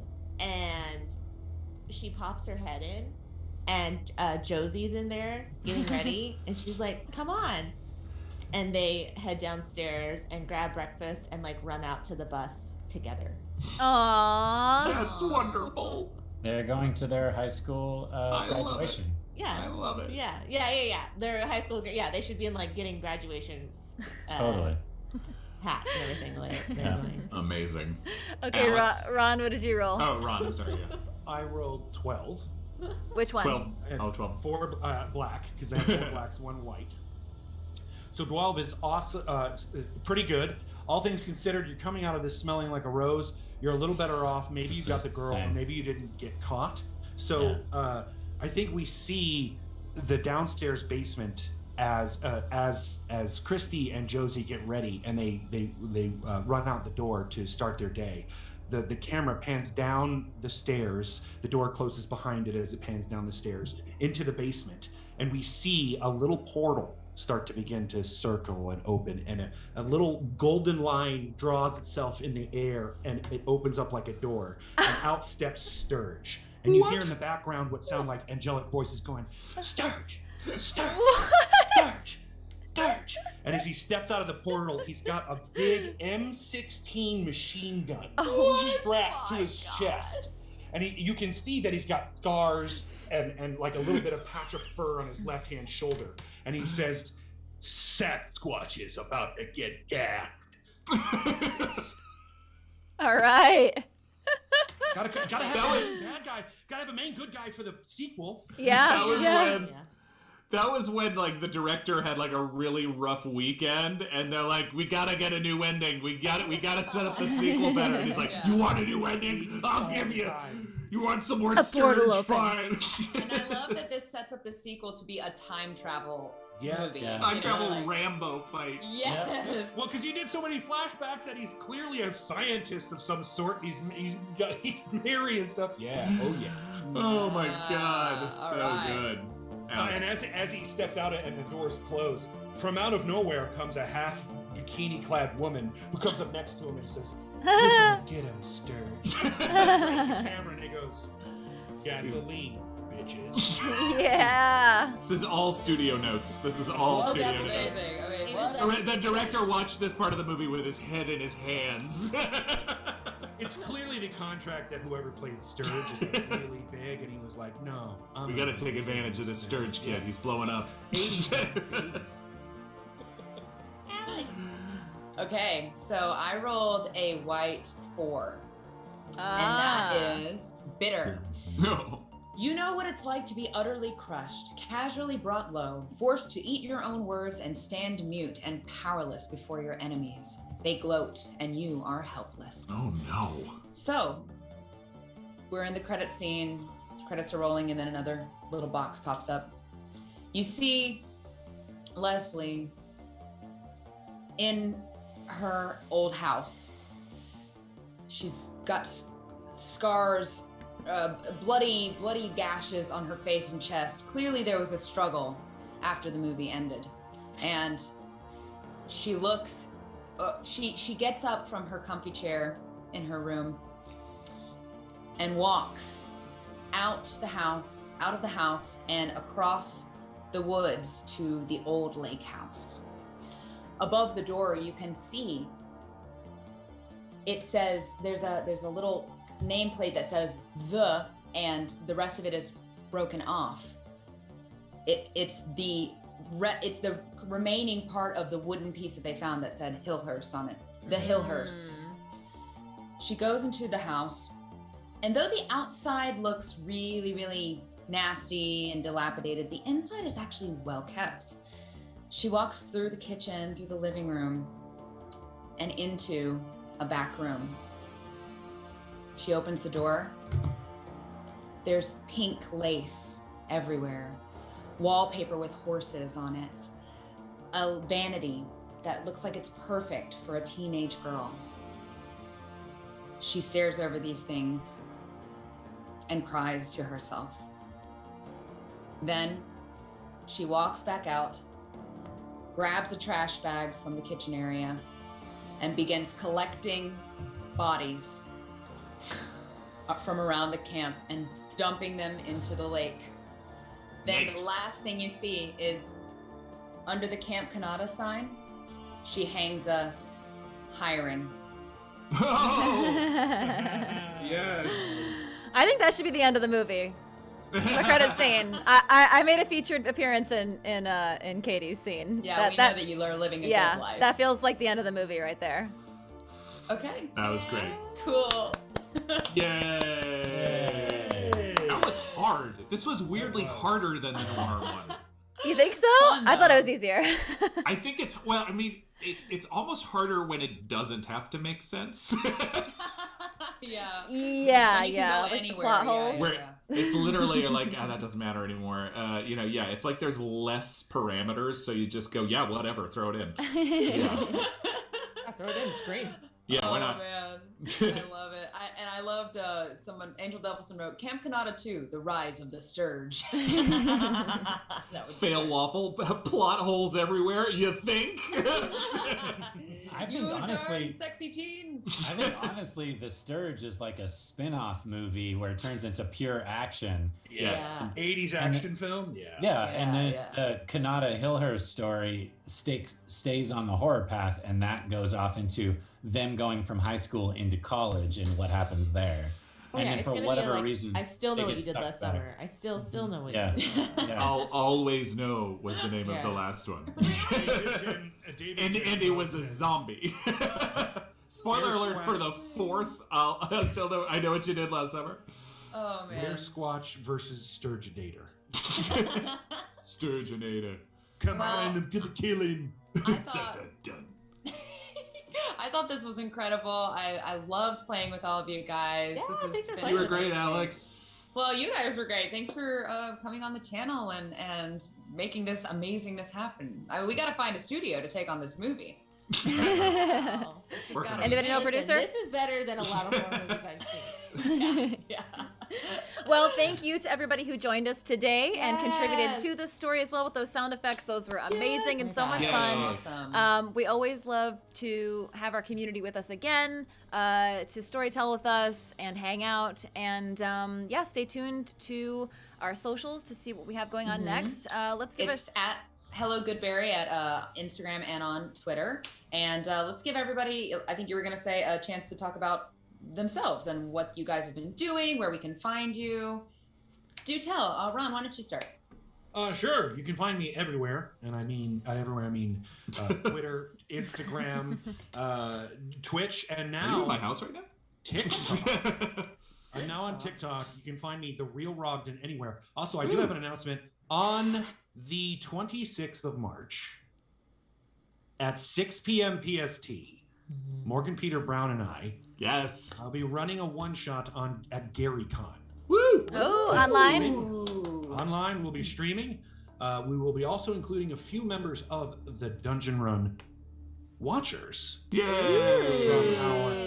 These will be one of the two that we will film or stream that weekend for the charity event from the last Jasper's Game Day that we did. So please, everyone, make sure to mark it on your calendars. It's March 26th, Friday the 26th at 6 p.m. EST. Exactly where to go is upcoming, but I just wanted everybody to mark their calendars.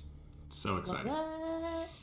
Whoop, whoop. We can just go across. Yeah, go Yeah, for it. Katie. Hi, I'm Katie. I'm also everywhere at the Katie Michels. Twitter, Twitch, TikTok, Instagram, you name it. Not Facebook, really. I'm doing another game, the final episode of 2 episodes of the Calyx on the Good Time Society / Rebecca Scott's channel on March 3rd.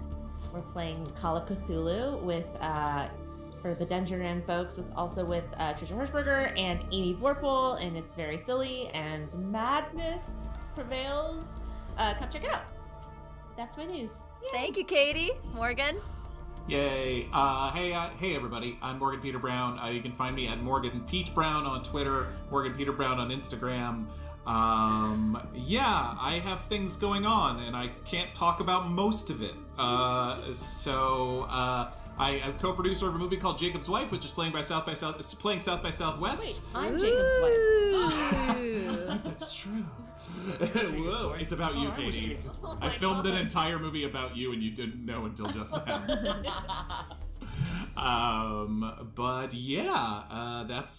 That's where I'm at. But yes, come find us and join the Dungeon Run community if you're not already, because it's awesome. And thank you so much to Jessica and Alex. Yeah, thank you. Yeah, thank you so much, you two, for And- hosting. Yeah, thanks. Jared, you want to tell us about you a little bit? Yeah, I'm the voice you hear. What? A little bit? Just a little bit? Just a little bit? Little bit. Oh, You want to talk? I just want to keep doing that. I feel like you and I have a brother-sister relationship. Well, you guys figure that out. I want to say one more thing. I forgot. Gamershare reminded me. I am playing another charity stream for the Ladies of D&D on March 7th. Nice. I have more info for that too. Nice. I'm doing Jasper's Game Day on the 6th of March. That would be a 12:30 p.m. Pacific Standard Time slot. That's going to be a lot of fun.